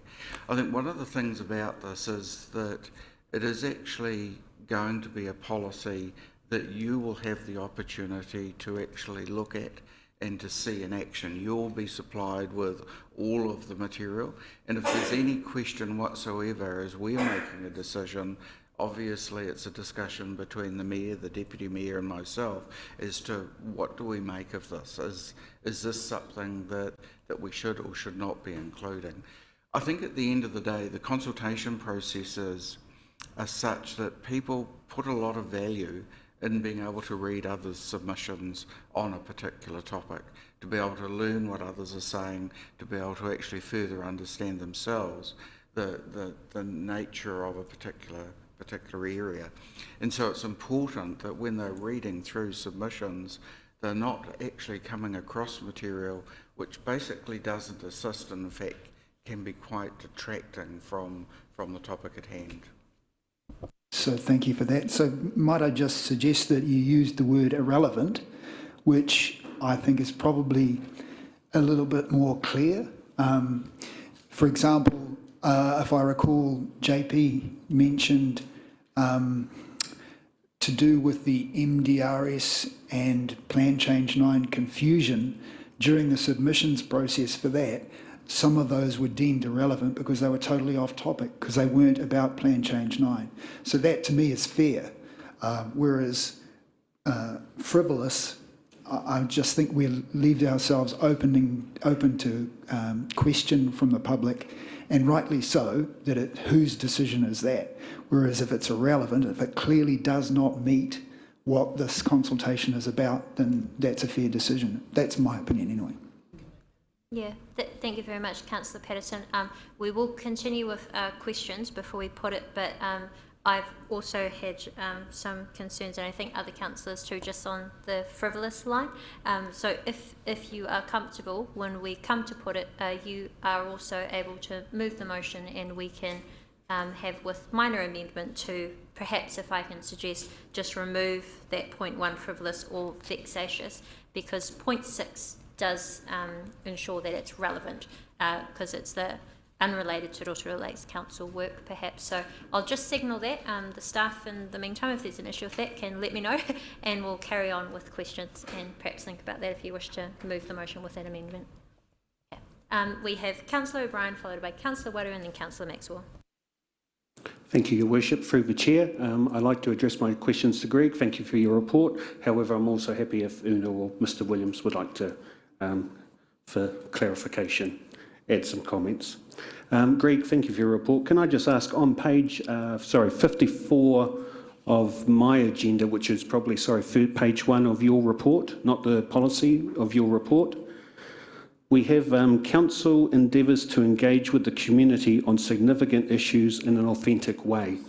Why are we not putting this out for, it seems somewhat ironic that a submissions policy is being heard only by us with no public consultation. Thank you.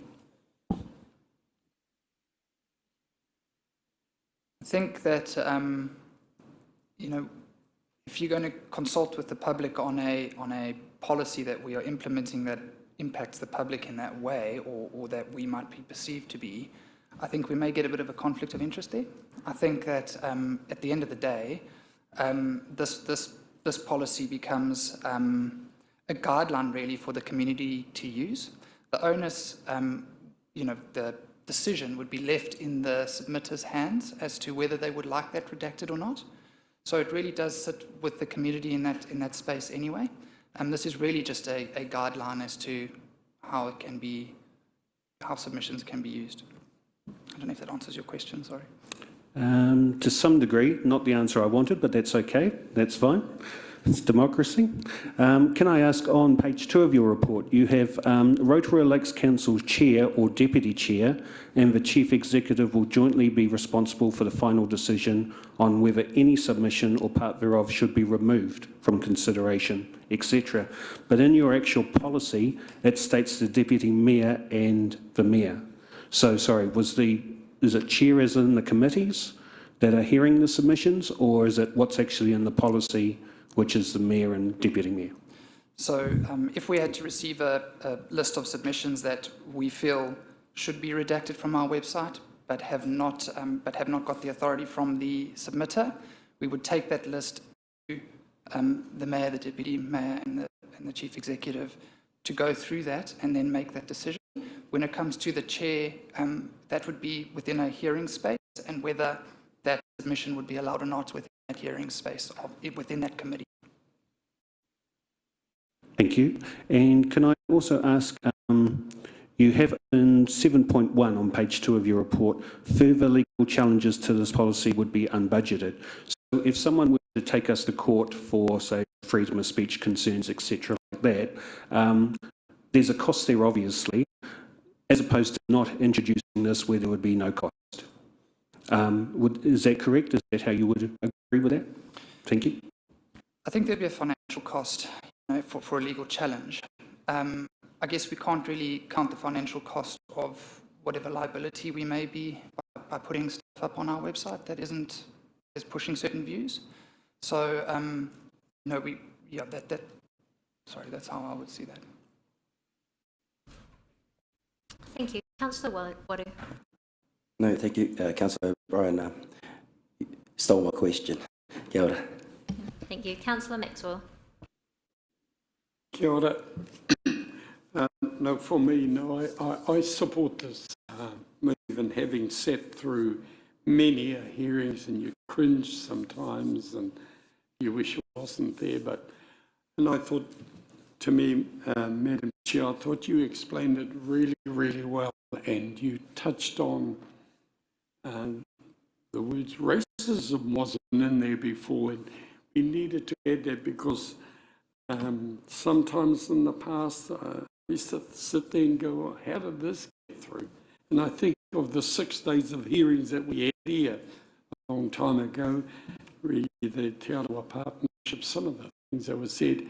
And the sad part is when it comes to the media or the Daily Post or whatever, the write-up, guess what's going to be the headline? So I think the way you explained it and how we're looking at it is really, really, really good. Thank you. Thank you. Chief Executive, just make a comment. Could I just go back to Councillor O'Brien's question about does not passing this, does it mean that there is potentially no cost because there's no, you're not creating an issue of legal challenge? Actually, it's not quite true that if you don't pass this, we get out of jail free with regard to a legal challenge. The issue is around defamation. If we have a submission which is actually defamatory of, for example, another party, us promoting that actually opens us to libel ourselves. And so therefore what this policy allows us to do is to actually have a clear statement that we will not actually publish discriminatory or derogatory comments of others, if you like. So there is actually a protection that's created through this policy for the organisation as well. Okay. Question from Councillor Lee. Thank you, Your Worship. I wasn't going to ask a question, but Jeff raised one in my mind. Through the chair, Jeff, defamation is not listed as one of the 6 items on the list of conditions here. I mean, obviously you can't sue someone for defamation for something that's frivolous about the rubbish bin. So if it's intended to cover defamatory statements, then this policy doesn't do that, does it? Sorry, I think the context of which Jeff was answering that was based on the question from Councillor O'Brien around the legal costs specifically, just as an example. Yes, I understood that. So if this policy is intended to safeguard the council from defamation proceedings, then this policy doesn't exclude submissions from the public, which may lead to that. Sorry, that is not the intent. I'll let the Chief Executive answer if he wishes to, but that's certainly not the intent. The intent is to provide guidelines. I think it's covered, what I was getting at is covered off by point 3, and the comments which are either derogatory or discriminatory in nature, which actually opens up the question that you're raising.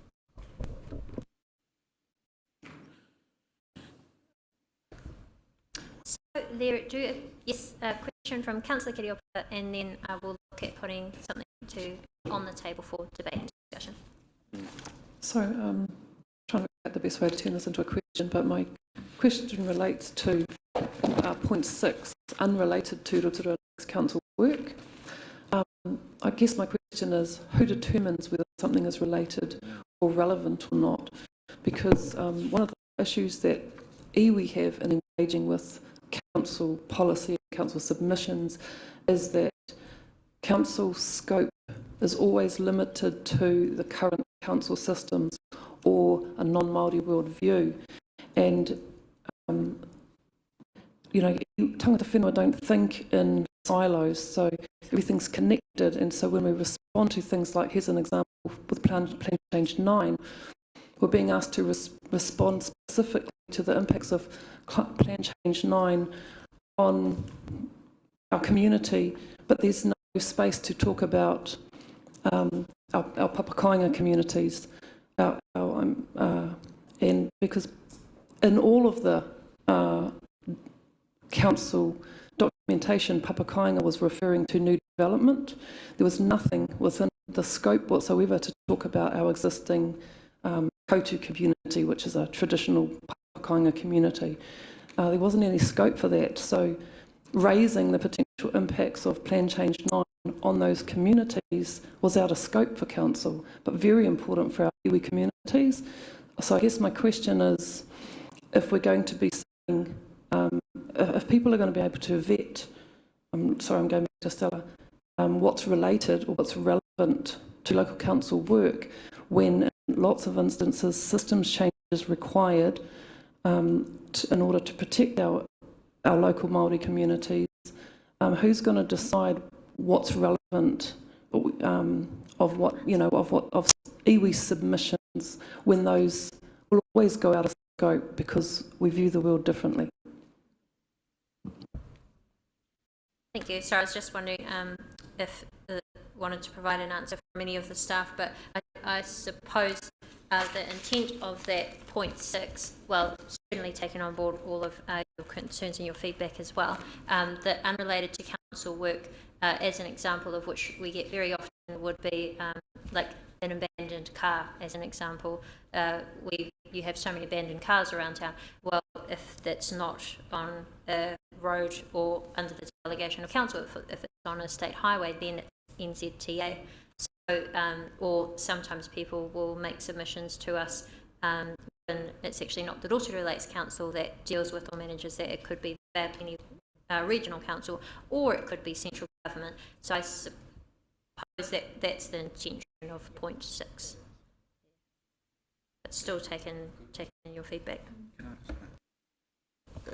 If I could make one comment on this, we're talking about exceptions. We're not talking about the rule.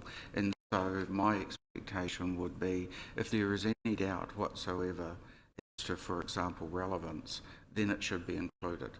It's only when there is absolute clarity that this is not about the work of council, it is actually the work of another agency, then it's in that particular instance you'd expect that to be referred to that agency.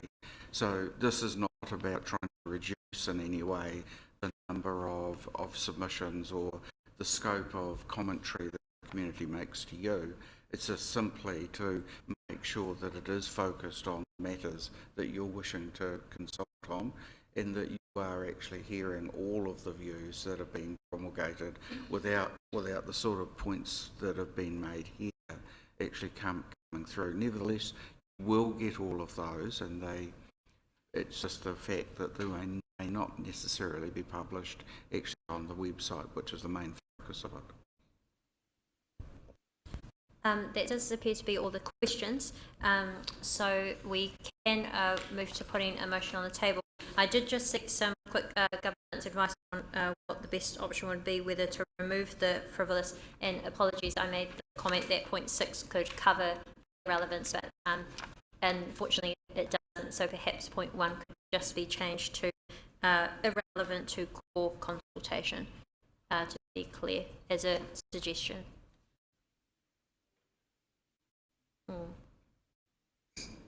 Okay, it seems to be okay. So perhaps, did you wish to move that, or I can move that? Do you wish to move that with the amendment, minor amendment? we going to go to discussion about this now? Or Yes. I'll put the motion first. Yeah, Okay. in order to open for debate, we just need a motion on the table. Well, I would be comfortable in moving that with the amendment to point 1 as discussed. Okay. Did you hear that, Matthew? Okay, so it's, yeah. We'll note the amendment, and if you could, minor amendment irrelevant to core consultation. So, I will get a mover and a seconder. Yeah, so moved by Councillor Patterson, seconded by Councillor Maxwell, and now we open up for any wider comments or discussion on this. Councillor Lee, do you want to? Yes, I would like to just make one more point clear. You can either do it at the start or at the end. Actually, I might save it till the end. Yes, I'll that's see what my usually the colleagues better have to option. say. Thank you. So as the movie, you can reserve your right of reply until the end. So we'll go Councillor Lee, and then I saw Councillor Wadu's hand. Thank you, Your Worship. I think I will play devil's advocate on this one and just see where it goes, and at least make the argument in the alternative. And so if I were to argue against this, this is how it would work. Someone who's going to make a submission to council is unlikely to read the council's submission policy about submissions. So I don't know who's going to read this. Probably not most submitters. It will create extra workload for staff who would have to engage with submitters and correct the error of their ways. In a sense, you're asking the public to meet what are approaching legal standards for their submissions. I mean, certainly in the world of law, frivolousness and vexatiousness is a ground for throwing out a court case. Irrelevance is another ground for doing that. I am a wee bit troubled by, for example, the example that Councillor Patterson made, which was the MDRS example in relation to Plan Change 9. They're certainly not, that's an example of an item which doesn't fall under the category of the wording here. It is related to this council's business. But in the opinion of staff, perhaps it's irrelevant. But on the other hand... Sorry, I'll just quickly correct you. It would come to the chair of whatever, either the mayor, the chair, or the deputy mayor, not in the opinion of staff. Sorry, but do carry on. Yeah. So I would, yes, I would certainly like to see those submissions in the context of the Plan Change 9, for example. They might be technically or legally irrelevant, but in that particular case, it's an issue that sits beside it, and in that sense, it's not irrelevant to the person who made the submission. And a part of the submission-making process, I think, comes back to catharsis. People want to be heard, and whereas our legal advisor there, Tompkins Wake, said that there were no obvious risks, well, actually there is, I think, a risk to our reputation insofar as what we're doing may be perceived as impinging upon free speech. I don't really think staff or ourselves need a great deal of protection from comments about rubbish bins or something. If people want to put that in their submission, it's no great chore to have read past that. So, yeah, I have been informed that the Free Speech Union have taken an interest in this policy for some reason, but so I don't. Yeah, I think there are potential risks for how this is perceived, but I'll leave it at that. Thank you. And rubbish bin example was, I think, even more on the irrelevance, not the protection of us. So I have Councillor Waru. Kia ora, through you, Te Mana. Thank you, Councillor Lee, for playing his part so well. I think for me, I keep it real simple. This is a togs, undies type whakaro, ne? And what I mean by that is, where's the line? When it becomes, when you're at the beach te harani, and then it becomes undies rather than togs, which I mean is, when does the kaupapa become irrelevant and relevant? For me, it's about having respectful dialogue, and I think that's what we're trying to achieve here with the policy. But some people like to have a rant, and some people like to let it all out, and so, freedom of speech, aye.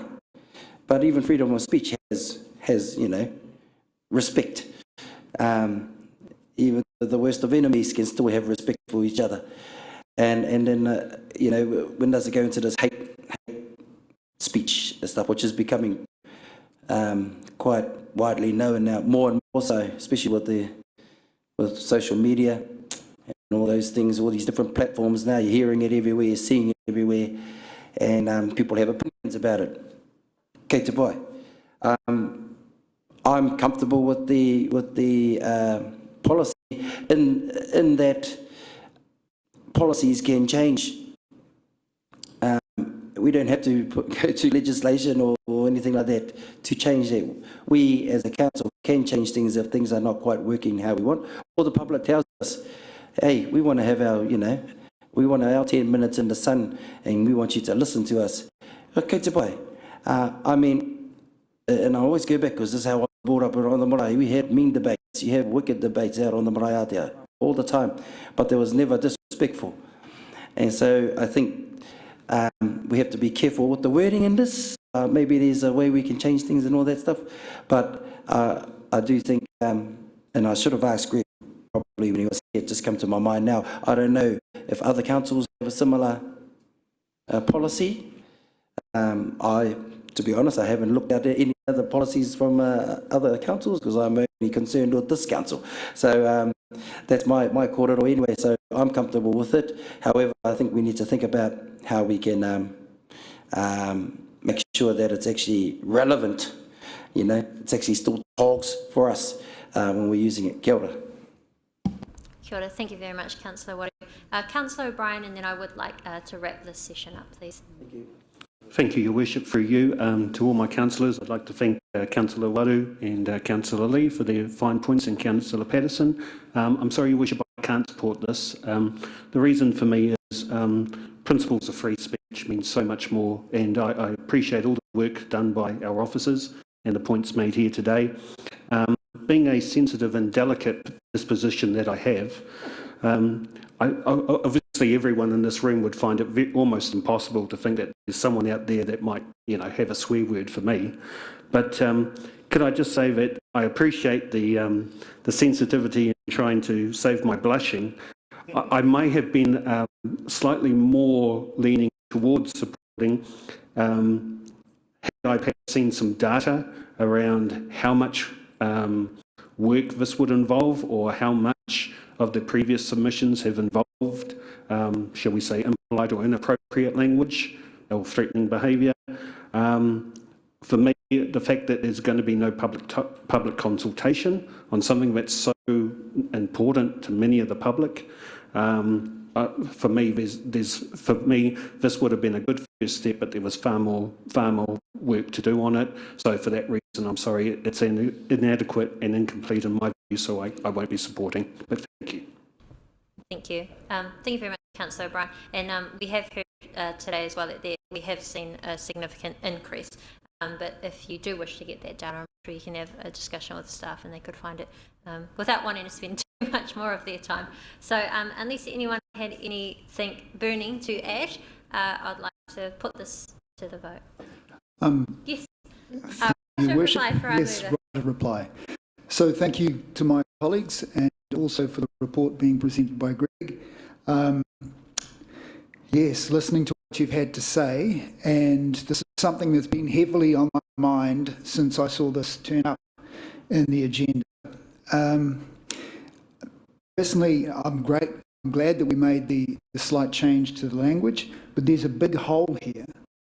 There's no statement here anywhere about the rights of the person, how they're going to be treated when they come here and sit in that chair.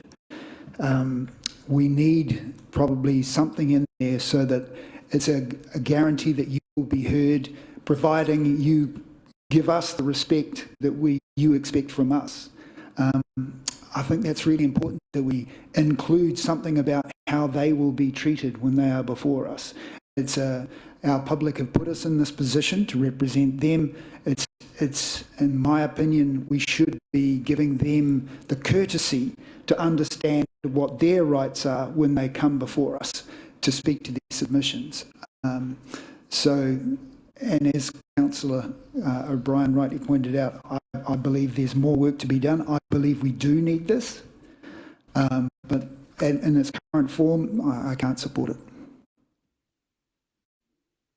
Sorry, Councillor Patterson, you did move it. Sorry, Your Worship, I thought I was moving the amendment. Yeah. I apologise if I misled you. Okay, to get the debate started. And I do want to clarify, you are correct, John, that there is a need to clearly outline our relationship and conduct for the public. That actually was in the code of conduct that this council unfortunately voted against today as well. So yes, there is a process for that. The process in front of us just clearly provides the guidelines for submissions coming in, and it would be the code of conduct that ensures that we are treating any submitters with the due respect and integrity that they deserve as well. However, certainly take that on board and appreciate you bringing it up too. So I'll just get some advice on what we are moving now.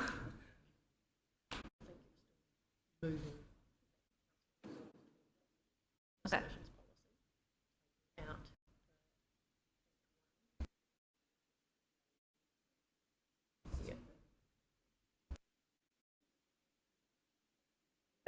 Okay, so it has been moved and seconded as it is with the amendment. So we'll now put that to the vote. I'll read it out for you one more time. That Council resolves to adopt the Rotorua Lakes Council submissions policy for implementation effective 8th February with the amendment that we will remove frivolous or vexatious from submission content conditions and include irrelevant as item 1. And that will be, quote, irrelevant to core consultation. All those in favour, please say aye. Aye. Against? Aye. Would you like your vote counted? Thank you. Yes, please. That is passed. That is the end of our meeting, so I'd like to invite Councillor Barker to please close our meeting with a karakia or prayer. We ask that the restrictions are moved aside so the pathway is clear to return to our everyday activities, allied, enriched, unified and blessed. Amen. Thank you. I declare the meeting closed.